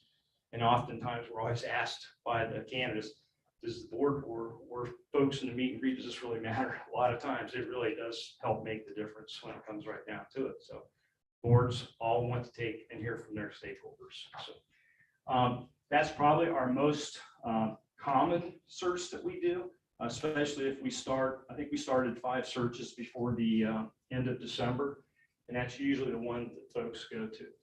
A gold level search is a very high level of community engagement. For instance, we would have, again, all the development up front, getting stakeholder engagement in the profile. But when it comes down to your finalists, instead of having 3 finalists come in one day, each finalist would get a day.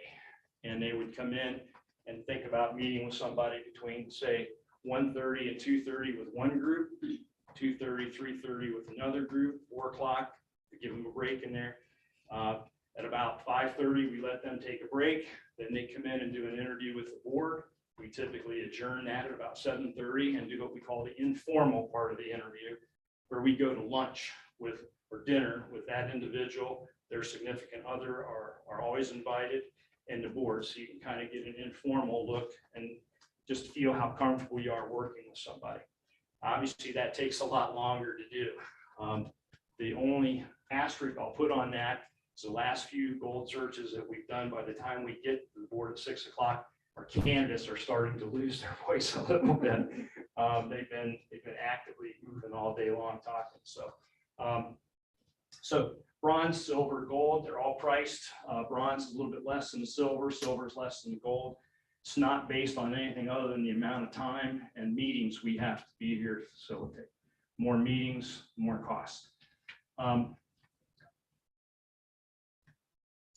Wanted to etch out a little bit of a sample calendar for you. We would organize the meeting with the board March and April in that time frame. Depends on what your decision framework is. Just whoever you hire, you do need to be moving along. Just, kind of deliberate right now. Early April, if you hired us, we would try to organize the search. We would try to get in here next week to organize the search, but if we had to, we could go first week of April, but we would immediately begin setting up community engagement meetings to do the profile development and identifying groups to get that information out to and send our search profile out. So as we start collecting information, we do what we have to do to try to move things along quickly. Also, early April, we would develop the search profile. After we collect that information, get it to you, we also begin developing the search brochure immediately with data from Scott and probably Steve and Jill and others to try to get that draft in place so we can announce the job mid-April statewide. You want folks to know that the job is out there. Okay, we do announce that on the BASA website. That is the site that most people will look at. They're looking for a superintendent search. So anybody that is, that's where they're looking. So we would get that out. We don't rely entirely on that, of course. We'll start making phone calls for people as soon as we start getting the feedback on the profile of what you're looking for, what we're hearing. Okay. We also send that document. Okay, that's the Lakota document in the back of the bound, information that we gave you. Candidates love that. Okay. It tells them everything about the school system. It gives them fresh information. The second question that Dusty mentioned, tell us some of the issues facing the district. Our searches have custom questions in your interviews. We build those questions off of real issues that are facing your district. And that is a rich, fertile area to get those questions on step 2. So let's say that a new levy may be in your future. That would be a question we would ask. Has a person ever worked on a levy? What was their experience? What did they do? How do they feel about it? What would they have done different? Was it successful? Things like that. We would ask a legitimate question, not just standard questions like that. We'll recruit all the way up to the last day of the deadline. And we make active direct contacts. How that usually looks is we will send somebody that's a target, a brochure, and that search profile. Okay. Then we will follow up with a phone call to see if they've had a chance to read it And if they did, what did they think about this opportunity? If they didn't, then we'll ask, when do you think you might have a chance to take a look at it? And we'll call you back at that time. Or they'll tell us maybe they're not interested. We don't stop there. In fact, Lakota, that's the 17,000 student district just north of Cincinnati. We pulled Matt Miller out of Mentor. He told us no twice. It's just that we really thought he ought to take a look at this, and we will stop at kind of nothing if we think we have a good fit. In this particular case, we had to have the board president and vice president make a phone call to him, say, hey, it's an open search, because there was an internal candidate. And Matt was not going to put himself out. There's an internal candidate. And no matter what we told him, so I said, hey, Linda Connor, known you for a long time. This is maybe an odd request, but would you make a phone call to Matt? And she did. And that's what got him to the table. Of course, the rest is history. Perfect fit for him. Mid-May would be your initial interviews.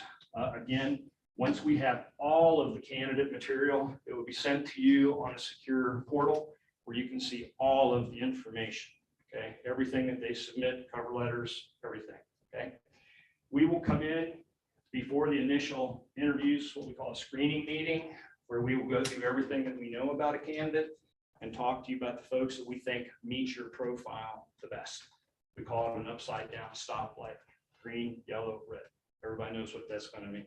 Okay, green, they meet your profile. Yellow doesn't mean they didn't. They just may not meet it as well as folks up in green. And unfortunately, if somebody makes it into the red, we'll tell you why. Okay, they may have issues you don't want to deal with, or maybe you do, but we're going to let you decide. That's up to you. We kind of operate off the no surprise policy, so they're always the best policy on that. Once that has occurred, then what will happen is we will go ahead and work with your search liaison, we call them, and that typically for superintendent search is this gentleman right here to my left, the treasurer. You get a job title. I don't think he is worth it. Just so you know. Other duties as assigned. Yeah, I think your pay is just to get there. So we will go ahead and make all the arrangements for that. We will have already sent you draft first round and second round questions. So you can take a look at that and provide us feedback. Okay, if you don't like a question, don't like the way it's worded, we work with you to get that to where you're feeling comfortable with that. Okay, we notify all the candidates. We make arrangements, make sure that we have somebody there to catch them when they come, so they know that we care about them. Make sure that they're, talking. They don't look nervous when they come in. They do look nervous. We walk, we talk, just try to get them down. We want them to give you the best interview they humanly can. The best one they got in them, we want to leave it at the table on the first interview for you. Okay. For you, we will put together a 3-ring binder, and in that binder is your search profile, your brochure. You'll have all of the information on all of the candidates right there. So really all you have to do is just kind of show up, and all the materials laid out for you. Okay, so we just try to make this easy, organized, and coordinated. Okay, anybody who did not make it to the first round, we'll make sure that they are contacted. If they happen to be somebody that we have recruited, that's a little bit hard to swallow if we've recruited you and the board says we don't want to talk to you, especially if you're a superintendent, a sitting superintendent. They don't get an email, they get a phone call. If we didn't have candidates, we wouldn't have a business. So we treat people with respect. That's why we're able to get people other people cannot get. They know that they're not just a product for us. These are our colleagues. I just interrupt. I actually heard about the opening from someone who texted me on Sunday and was like, hey, I want to talk about this job. And then I got a phone call yesterday from like, I want to talk about this job. Both of these are high district officials in Central Ohio. So to Chris's point, like they're reaching out to us because they know we'll, help support them. So, that's a compliment. A compliment to you guys as a district that people are already starting to circle. And then final interviews we would think would be in late May. And again, if somebody made it in for your first round interview, you don't get a ding letter, you get a phone call. We always have a consultant that sits in the interview process with you. They are truth tellers. If we hear them answering a question that is not right, that you may or may not know, we will tell you. If they said something to you that they didn't say to us, we will tell you. Okay, that's why we sit there. That they are ushered in, ushered out, they're taken care of, they are communicated with. And if you talk to other firms or other districts where search is going, a lot of times candidates aren't communicated with, depending on your search firm. And that's a shame, because these folks, this is a big deal for them. It's not just something that they do and we're punching a time clock to moving the searches along. That's not what we are. All right. We expect to see those people at the BASA annual workshop. We expect to see them at the BASA Women in Leadership Conference that we just attended 2 weeks ago. We're not going away. So we need to treat people with respect. That matters in this business because this is a people business. So when we call you, chances are people will answer and talk to us. So that's important. So they don't get ding letters, they get phone calls. And if there's something that we can give them as a tip, we try to help them. Because we're all about growth in people at any age. We're educators. So our job is, if you want to be a superintendent and you just didn't make it this time, don't stop. But these are some things that you might want to work on and think about next time. Okay. It's another plus of us being in the interview, that we get help guidance. We don't ask questions. That's your job. We just want to listen to what they're saying. So if we hear anything, we're going to let you know.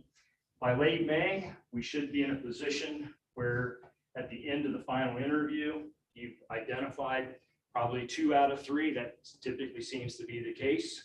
And then we provide you the input from your community to help you.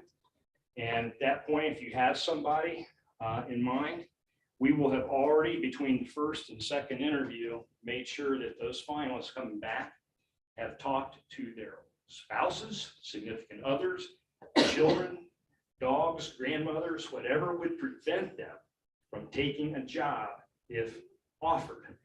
So that night, we can actually sit down and talk about offering somebody a job that, if everything else being equal, you can come up with contract terms, we can get them off the table. I know some people ask, well, how's that possible?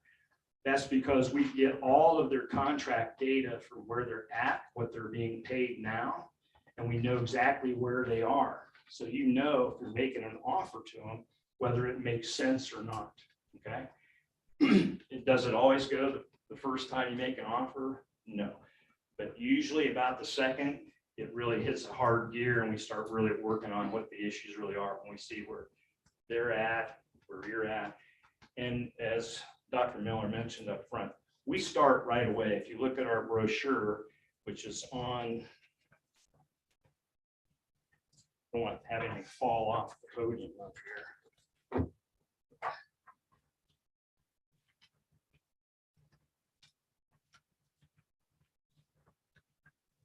If you look at the bottom of page 12 on our brochure, there's some debate about whether you should tell people what the salary range that you're looking at in terms of your base wage, whether you should publish that. I don't think there's any debate about it. Would you list your house without a price? This is just what it is. We know there's going to be a maximum that you're willing to pay. We'll show you what the market is. We'll make a recommendation. But to advertise a job where you don't tell people what the range is, you're wasting your time and theirs. I have seen it repeatedly when people say they don't. When they get down to it, well, this is what I was hoping to make. Well, we were never going to pay that much. Well, then why don't you advertise it? We'll have that conversation at the organization meeting. So we all know going in, this is a fair wage. Now, if we have what we call a whale that really wants this job and they're already making your upper end, we will let you know. Typically, we follow chain of command. We work through the board president just to let you know who might be available, but it's going to cost more if that's the case. We don't make that decision. You would make that decision. So, by the way, that doesn't happen often. Once this information is transparent and out there, people know. Okay. So on the other hand, we also don't let a candidate leverage you. If they come in, they're finalists, and they try to do that, we have had that happen. It's advisable for them as candidates to not happen because we have a long memory on that. So that usually stops that from happening. So Just being out front, we don't want people wasting their time, our time, and anyone wasting their own time. So then we would help you with going back and forth with contract negotiations. Why do we do that? Because the person you're about ready to hire as your new superintendent probably doesn't want to have that type of critical conversation with you trying to negotiate their contract right up front. We'll go back and forth, like I said, about two volleys before we finally say, all right. And it's usually to the candidate, hey, this is where we're really at. And we got to stop this. This isn't going back and forth much more. You know, where are you really? And then we kind of bring it to a conclusion. We don't usually lose people there. Just telling you, just finally have to get real because they knew what the wages and the deal was coming in. Okay. So we help you with that. They need a consulting contract. We'll give you a consulting contract. We've had several law firms that we work with over the years work with that. Often a common thing between the day you hire and the end of July, so they can begin to get in here and transition with you. Okay. What's left? Oh yes, I wanted to say, you know, we will vet candidates all the way along. We don't. When I always tell people this, it's like, well, we're not saying that we'll check references at that point. Between the first and second interview, during that period of time is when, if the board would like to check references, we would have board members, say a board president, call a board president where the person's coming from, or vice president, call the vice president. We just want to know if you would like to have a hand on the road. Okay. We wouldn't recommend people to you at our screening meeting if we didn't know who they were. Okay. So I've had people ask next, I failed to say that. It's like, no, this isn't the first reference check we would be doing. Early June, probably action to employ your new superintendent. We would hope once they are on board, they need a consulting contract, we'd help with that. They should begin to make contact with administration, especially if it's in June, wondering what your convocation day is, how's that going to go, and how they can get in here. So you have a very short transition window. That's why I said backing this up, kind of need to kind of move along really quickly. So, and then your employment contract begins August 1st per state law. So, else? That's it. Okay. Thank you, Chris. I'm going to ask board colleagues if they have any questions. I know I have a list of questions, but just I realized as you were talking that you were not here, or you may not have heard me say, we do have a special meeting scheduled for tomorrow night where we plan to vote to hire search firm. We are well aware that it is March 23rd. And we are engaged and prepared to get going. The other thing I should say, and I will have to figure out how this actually impacts the board, but the district has spring break next week.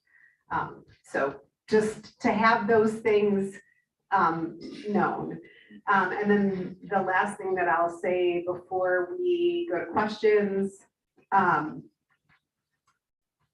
one of the examples that you gave, and this is not to you, but really to our community, one of the examples that you gave of an issue particular to a school district in searching for a superintendent was related to a levy. And I just want to clarify because it just happened to be an example that makes sense, but just to the community, we don't have any upcoming levies until our next operating levy, which isn't for several years.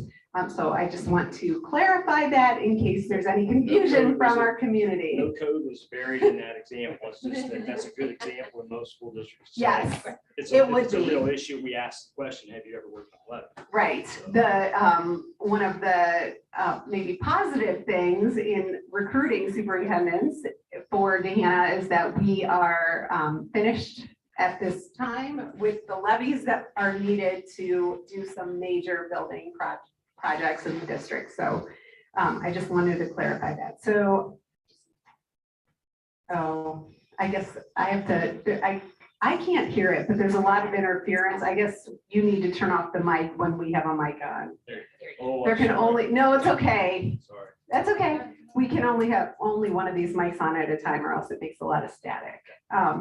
So before I go into my list of questions, does anybody else want to start with questions? Sure, thank you. You mentioned you have 24 consultants on staff. How many are in the search group? Because I know you have financial consulting and different types of business lines. How many work with you on the consulting side? We have, for the superintendent For searches, yeah, superintendent. we have 7 search consultants.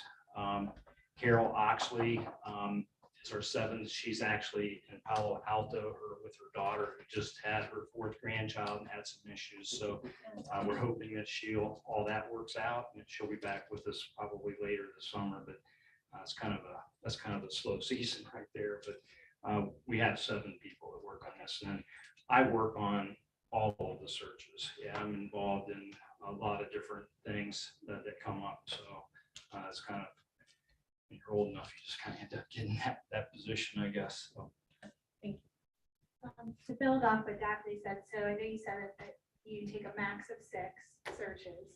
I know you said there were 2 consultants, I think, that would be on a search from start to finish. Do they just do the one search, or are they also working on the other 5 searches? They would typically have another search that they're working on. Like for instance, right now, Tom Ash and Dusty are working on Dusty, sorry. Boy, house, that's what I call it, even though. You know, they're working on a search just north of here, but they're halfway through that search. So by the time you get your search organized, we do the profile work here and start recruiting on that. For instance, they would be basically starting to wrap that search up. So that's how that would work. If that's the way it is, Kathy is not working on a search. She is in Florida right now. So she comes back, hopefully sometime here, first part of April. She would have nothing on her plate right now. Thank you for your presentation. And I was looking for my first question to the other folks and to you is the money for the gold and the bronze, and is that in the literature somewhere? It is. Sorry. It is, yeah, sorry. Yeah. Was that again? 7. There you go. May go over on the page 8 as well.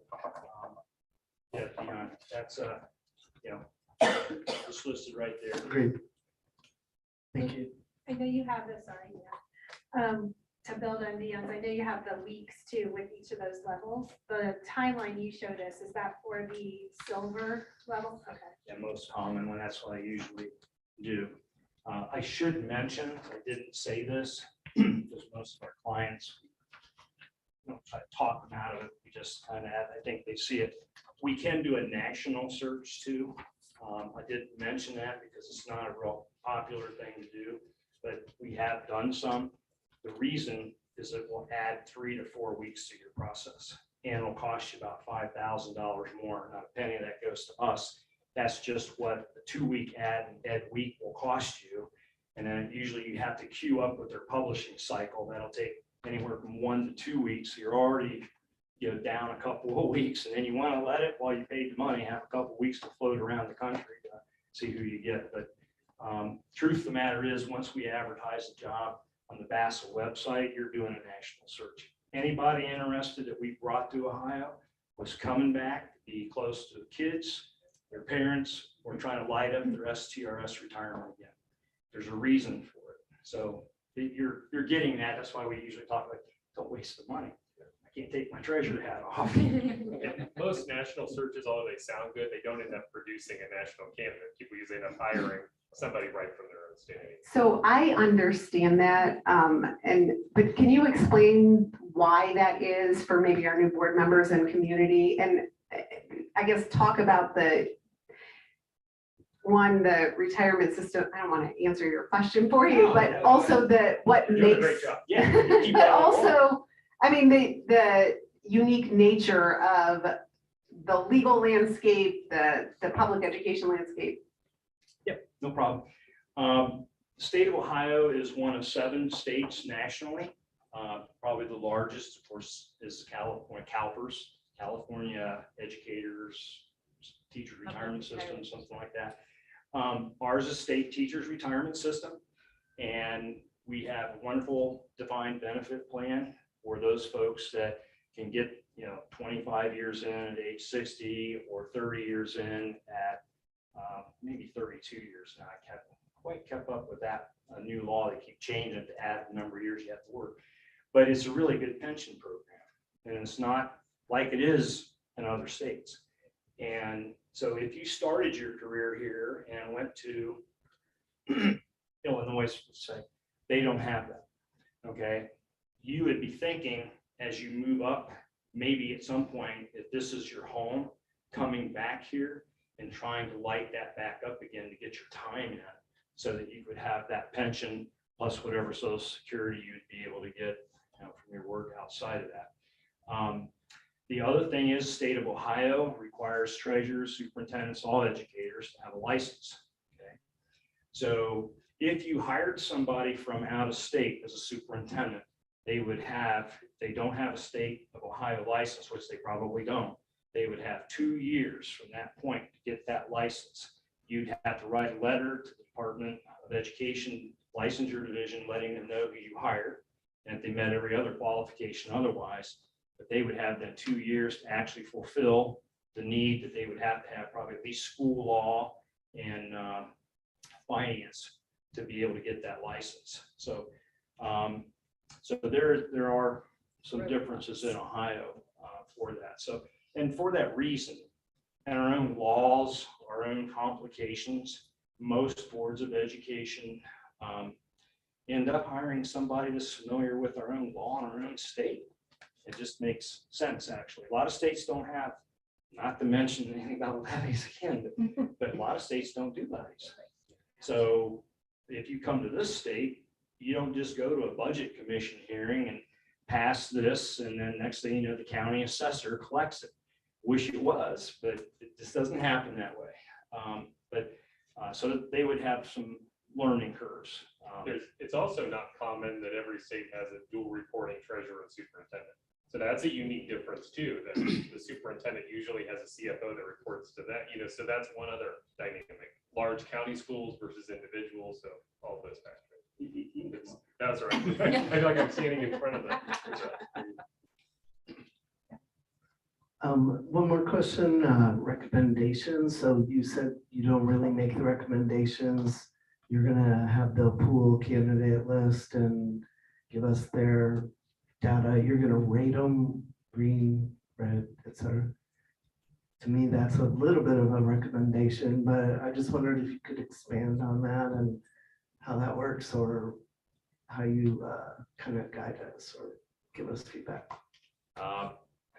Typically, it's called the upside down stoplight. And most of our clients, I mean, we would have over 100 years of experience working on this search for you. So they typically want our recommendation. So we typically will tell you what we think in terms of the candidate pool and who meets your profile best. And it's typically not like some kind of, just pluck it out of the sky type thing.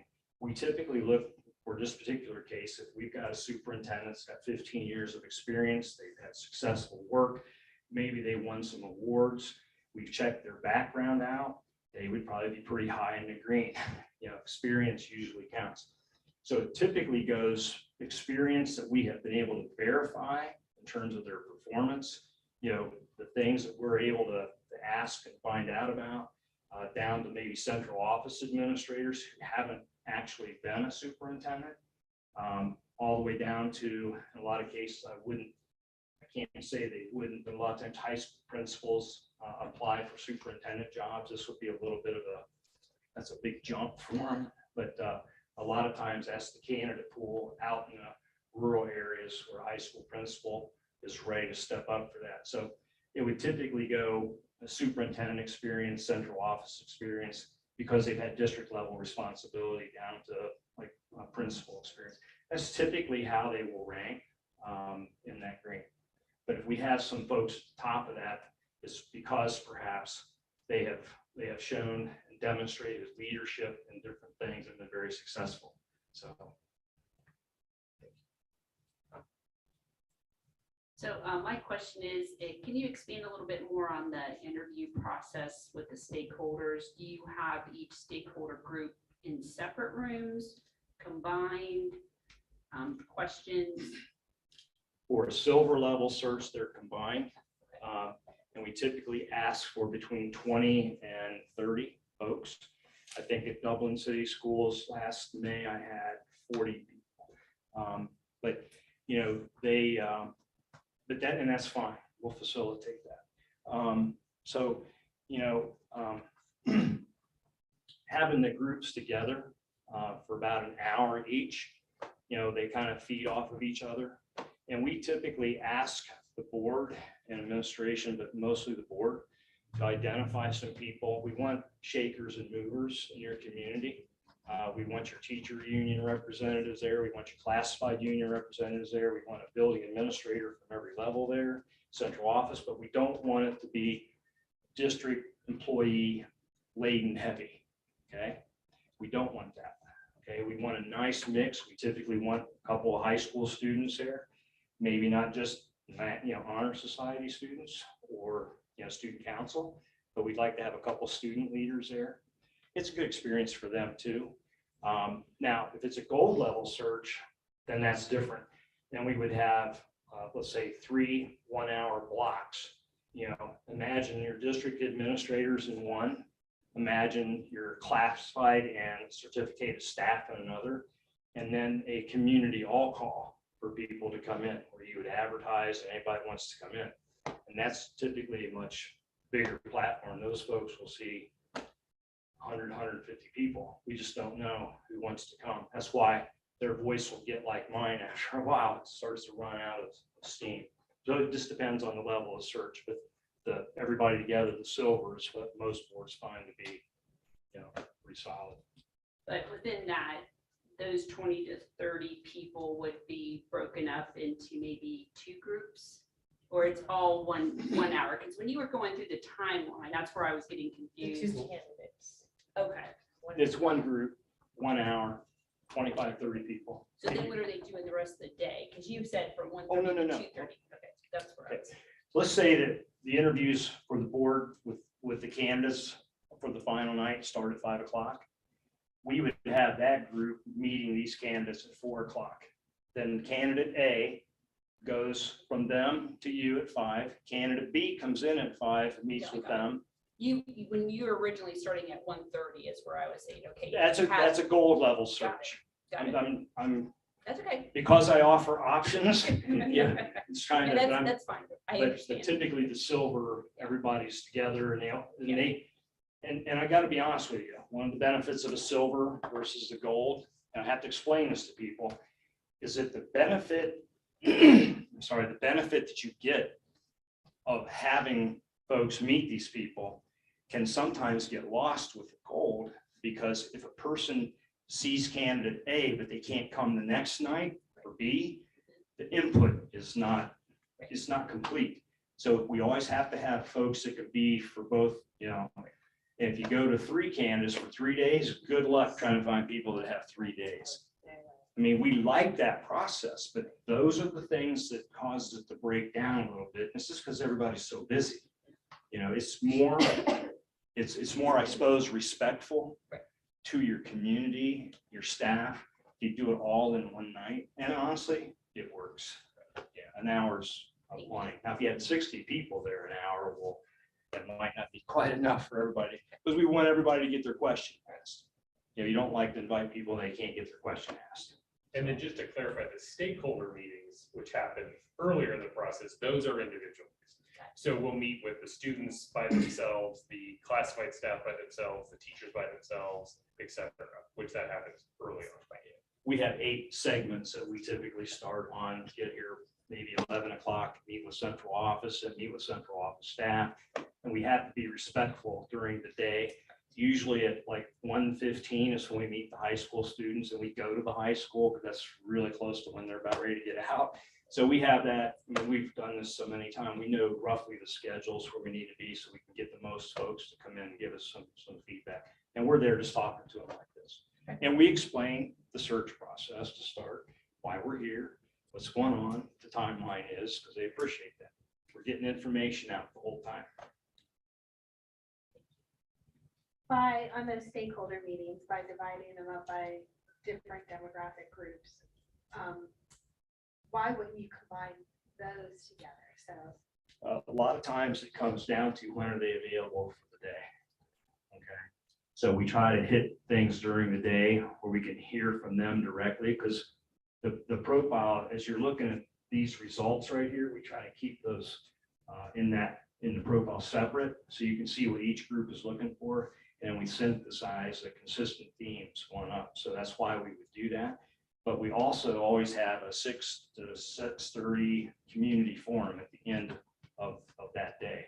So anybody that couldn't make it during the day, we're invited to come at that. And then of course, anybody in the community that wants to come.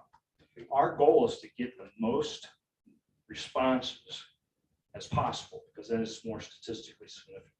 But one thing about that too is just if you take the group of teachers, their interests may be different than that of the classified staff members. And so we want to make sure that the profile accurately represents all the different interests. So that if I'm the next superintendent, I know I really have to love up the teachers in this area, but maybe the classified staff in this area, or so it helps to hear those individual impressions. And one thing we didn't talk about was there is a questionnaire that also gets sent out. That's a PDF that people can fill out and return. So if you can't be there to a stakeholder group, et cetera, we also get those questionnaires back. And usually we get over 100 plus. A district this size would be way north of that in those responses. And that's page 14 and 15. This is the search profile criteria questionnaire. It's a fillable PDF form.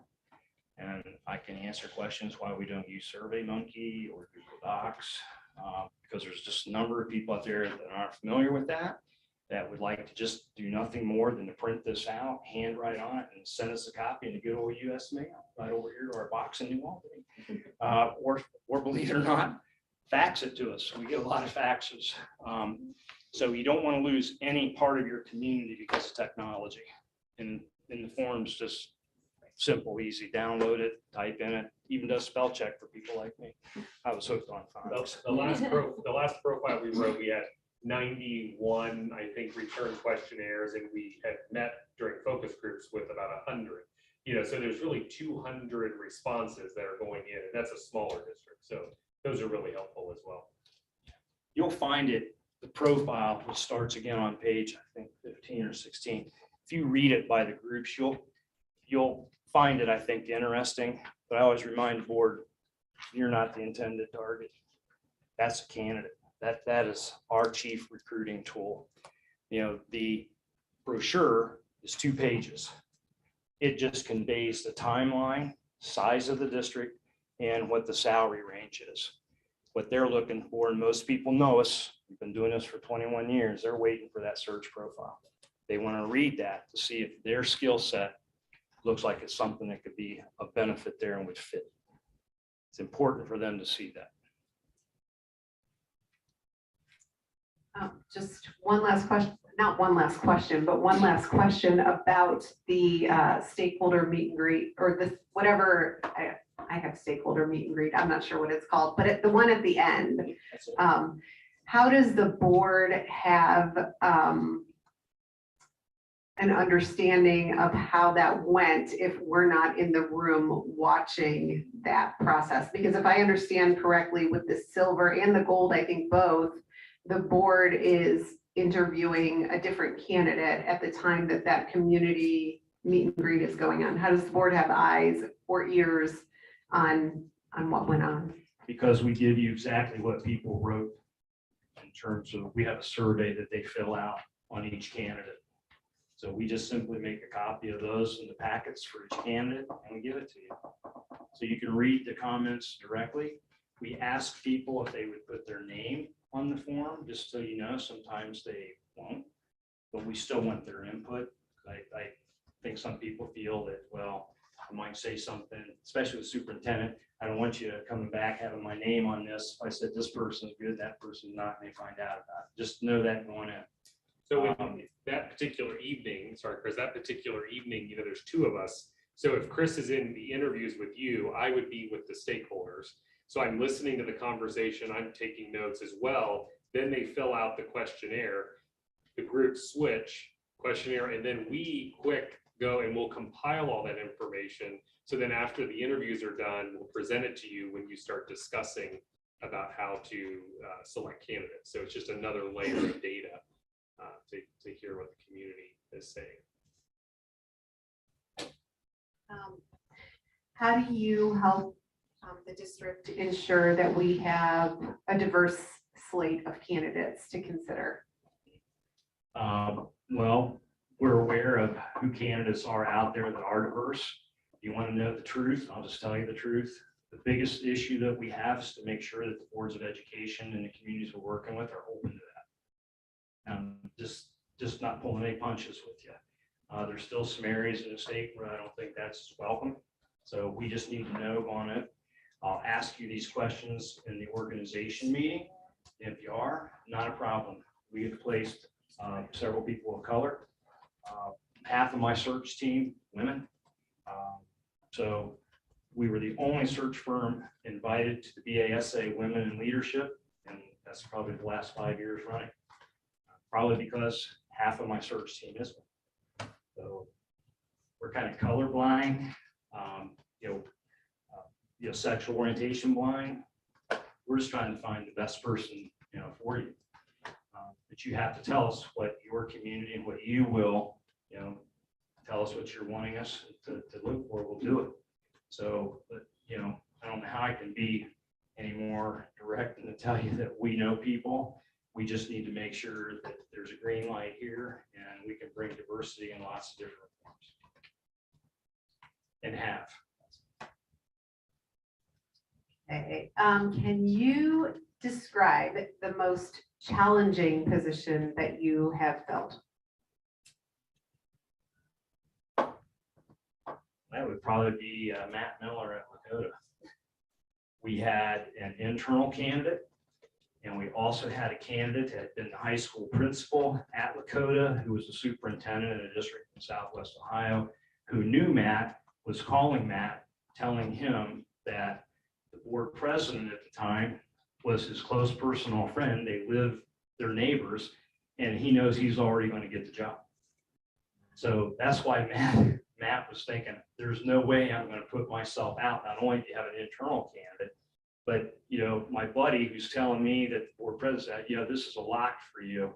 That's why I had to have a couple of board members make the phone call, because he was just, there's a couple of different, the internal guy was not undermining us. It was the person who was there before as a high school principal, left, the superintendent wanted to come back, was undermining us badly. And I think Matt wouldn't even return Dennis's phone calls anymore. So we said, well, let's see if we can get a phone call through if you got caller ID. And so that helped, that worked. But that was very challenging in that regard, to try to get him to the table. Because if he did, I thought, and so this would be a lock, and it was a lock once they talked to him. So, but again, there's a number of stories I got again. Beaver Creek was another one, where the person told us no first and the second time. Then we just asked them politely to get their family in a car and drive up there and take a look. And all of a sudden, kind of change their point of view. So we do what we have to do. We think to get the right person at the table. Okay, so this next question, you do not need to identify the individual or the school district, but can you describe an instance where you missed the mark and what did you learn from that?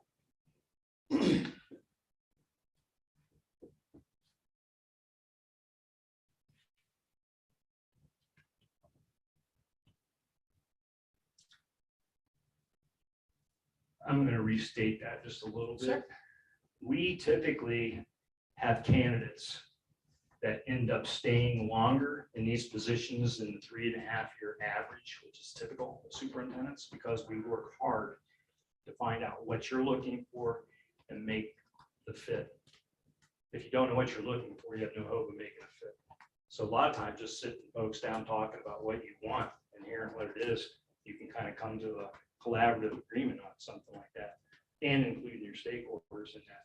That process alone will help you keep somebody for a while.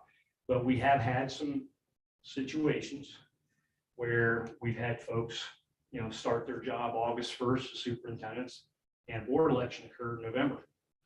And had 3 brand new school board members coming on, and things begin to get a little bit sideways, even though they're trying to bring them into the equation, stuff like that. They were not involved with the hiring. They went through, their own person. So, I wouldn't say we missed the mark. It was just things happen along the way. We typically will follow up about 6 months after a person's in the job to, ask them how they're doing. Then we typically will talk to the board president, see how things are going. And if we sense that there's some issue on either part, we will try to initiate some conversations, because a lot of times it's just people not communicating in most cases. We try to make sure that, that the connection is working. Thus the step 6, we offer a panoply of different things that will help boards set, goals, set norms, do other things to connect with the new superintendent coming in, so that everybody's on the same page. So just, we try to stay connected with it, to follow up. If folks aren't successful in their jobs, it's not a good thing for anybody. So that's not what we're here to do. We're not here to disrupt education. Does anyone else have any other? I have one last question. And it's, I guess, back to the pricing. So I think, and I want to make sure that I heard you correctly, step 6 is in addition to, that's not included in the pricing, and step 6 is whatever services the district might choose to work with K-12 on in transition. Is that right? Right. And the reason we don't price that in is because sometimes boards want to work with OSBA, some boards want to work with ENC. What we were talking about with step 6 is we learn things in the search profile process. Dusty talked about the outliers. When we get something that doesn't match, we make you aware of this. We don't know who the person is, but we make you aware of it.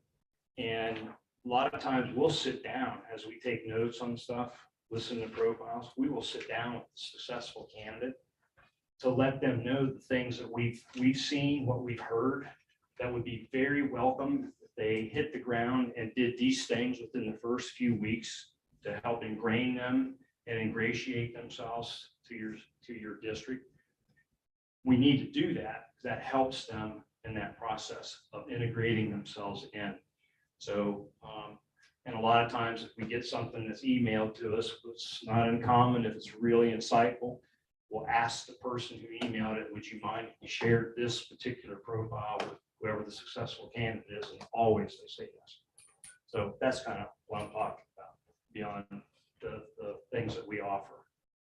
And then just as part of that question, just very quickly, are there any other things that are in addition to that price? So for example, is I don't think travel or meals or any of that, that's in addition to the price, right? Right, mileage. I just want to be clear. And that's why we're trying to get Tom. Dustin lives here in town. We try to minimize those costs, but typically there isn't any additional cost. Unless you want to offer folks that are coming in from out of town, like they're driving 3 hours from Ashtabula County, you want to have them come in, stay overnight, we'll make those arrangements work. That's usually something that the district would cover directly with the hotel and things like that. It's not something that we do. This obviously is not going to cause any overnight issues for any of us. Kathy Lowry lives in Dublin, Tom lives just in Worthington, and Dustin, you're just out there. So we try to keep our people close, so not wearing out their body and their car on the drive. Any other questions from board members? Okay, thank you very much. I know one of the things that I didn't say is that we do recognize that this was a pretty quick turnaround for you. We appreciate it. We are, like I said before, we understand that it's March 23rd. We are motivated to move quickly, and we do have the special meeting for tomorrow night. So once we make a decision, we will reach out either way. Regardless, we wish you well. We worked with Gahanna for a long time. We're not going anywhere at all. And we want you to be successful. And whatever you choose to do, we just wish you the most success possible. And if it's us, we'll make sure that we've done our part to help you be successful. So I'm going to leave a card with you. And I would add to that, the nice part about being in Central Ohio is Gahanna is a wonderful community. It's very well respected. We're going to have a lot of strong interest right here in addition to the state. And even things like being a one high school district that has a stronger community feel that's really attractive to candidates. So you guys, this is going to be a fun process. You're going to see some really wonderful candidates. So thank you. Thank you. Thank you. That's nice to hear. Appreciate that. Yes, Thank you. thanks for working on public education. Thank you.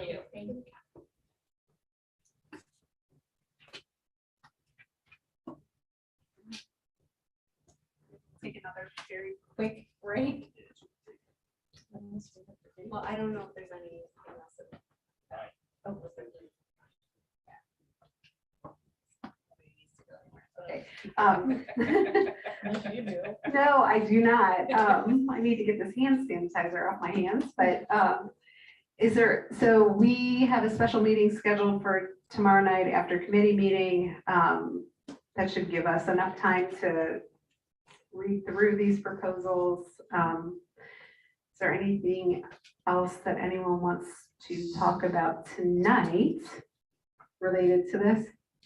Should we do some due diligence by calling some recent districts that have used both of these firms? Sure, we can't. I mean, like we said at the outset, they are both firms that we as a district have experience with too. And yes, we should reach out to other school districts as well. Are we each going to take one, or do you want? I mean, how do you want to do it? I guess is the question. I mean, if we each took, are you saying each took one from each? I know the microphone. Sorry. No, it's me too. I don't think you're suggesting each take one from each search firm, or maybe you are. Well, to me, we have to get at least 2, possibly 3 from each search firm in order to have not just one, one view, right? So I think minimum of 3 in my mind for each search firm. So if I'm happy to do 2, I do not have a work day tomorrow, so I could do 2 if everybody else wants to do 1.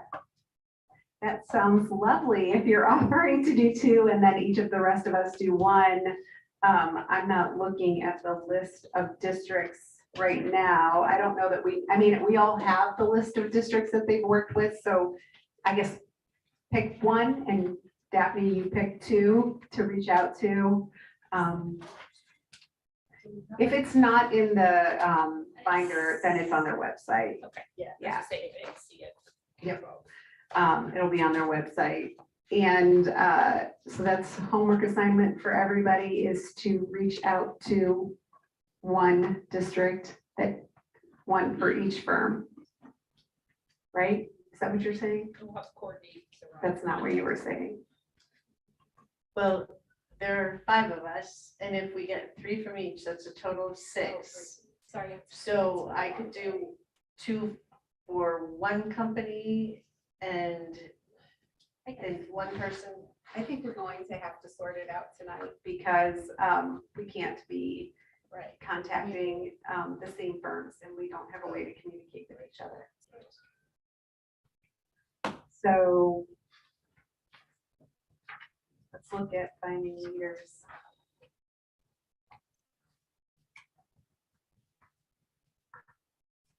Well, Hudson, I would suggest that somebody contact Hudson, given that that's their most recent search.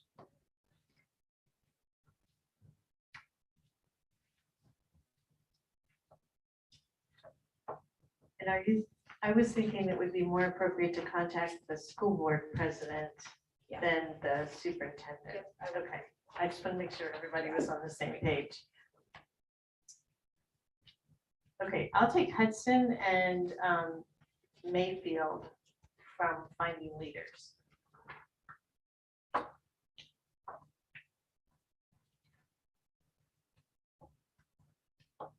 You don't know what you're doing. Right, what we want to take those reasons. I know Finding Leaders also did the search in Reynoldsburg, that most recent search in Reynoldsburg. So since that's a central Ohio school district, maybe somebody wants to do Reynoldsburg for Finding Leaders. So we've got Hudson, Mayfield, and we need one more. But Sue's correct. We should do one that's more We recent. should Oh, use the recent ones. I mean, I'll you take might that. care about things 5 years ago, but I'd rather see something. They're still there 5 years from now. It's pretty good. That would be true. That's true. Reynoldsburg superintendent is still there. Yeah, I would like to contact at least one in central Ohio for Finding Leaders. So Dion, you're gonna contact Reynoldsburg about Finding Leaders. Daphne, you're gonna contact Hudson and Mayfield? No, You know, you're changing. yeah, I'll come down here.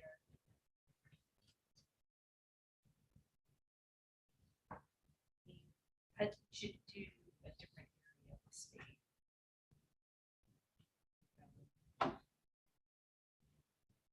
Worcester? Worcester might be good. Worcester, they're kind of about our size. I was just trying to get a comparable size district. Worcester?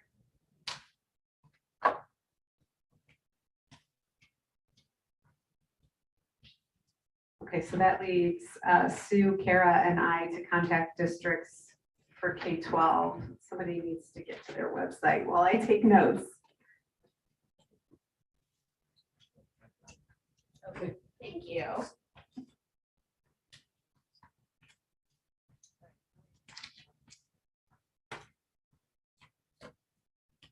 What do you see, Scott?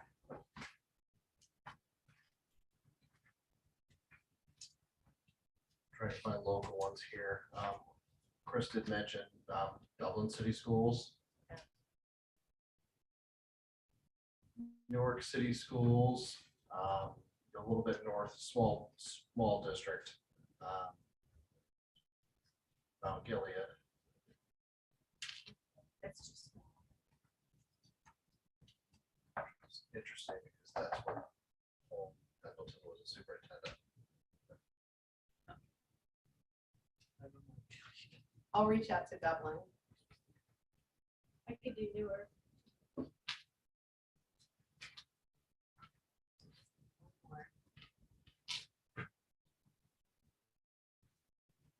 Trotwood, Madison, Miamisburg, Sycamore, Spring Falls. Chagrin Falls would be a good one.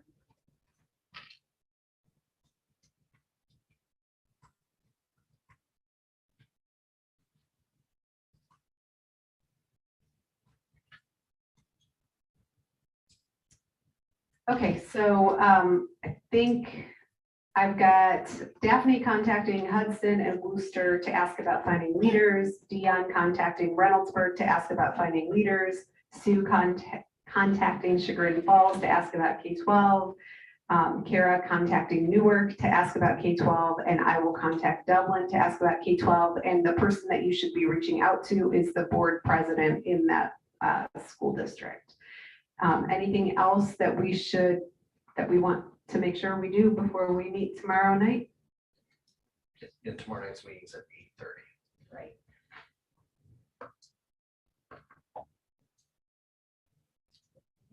Okay, is there a motion to adjourn? So Thank you, Mrs. Mooring. Is there a second? I'll second. Thank you, Mrs. Coates. Any additional discussion?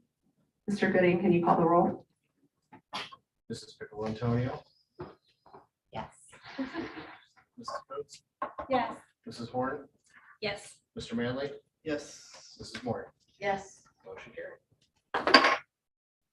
It's 9:07 and we are adjourned.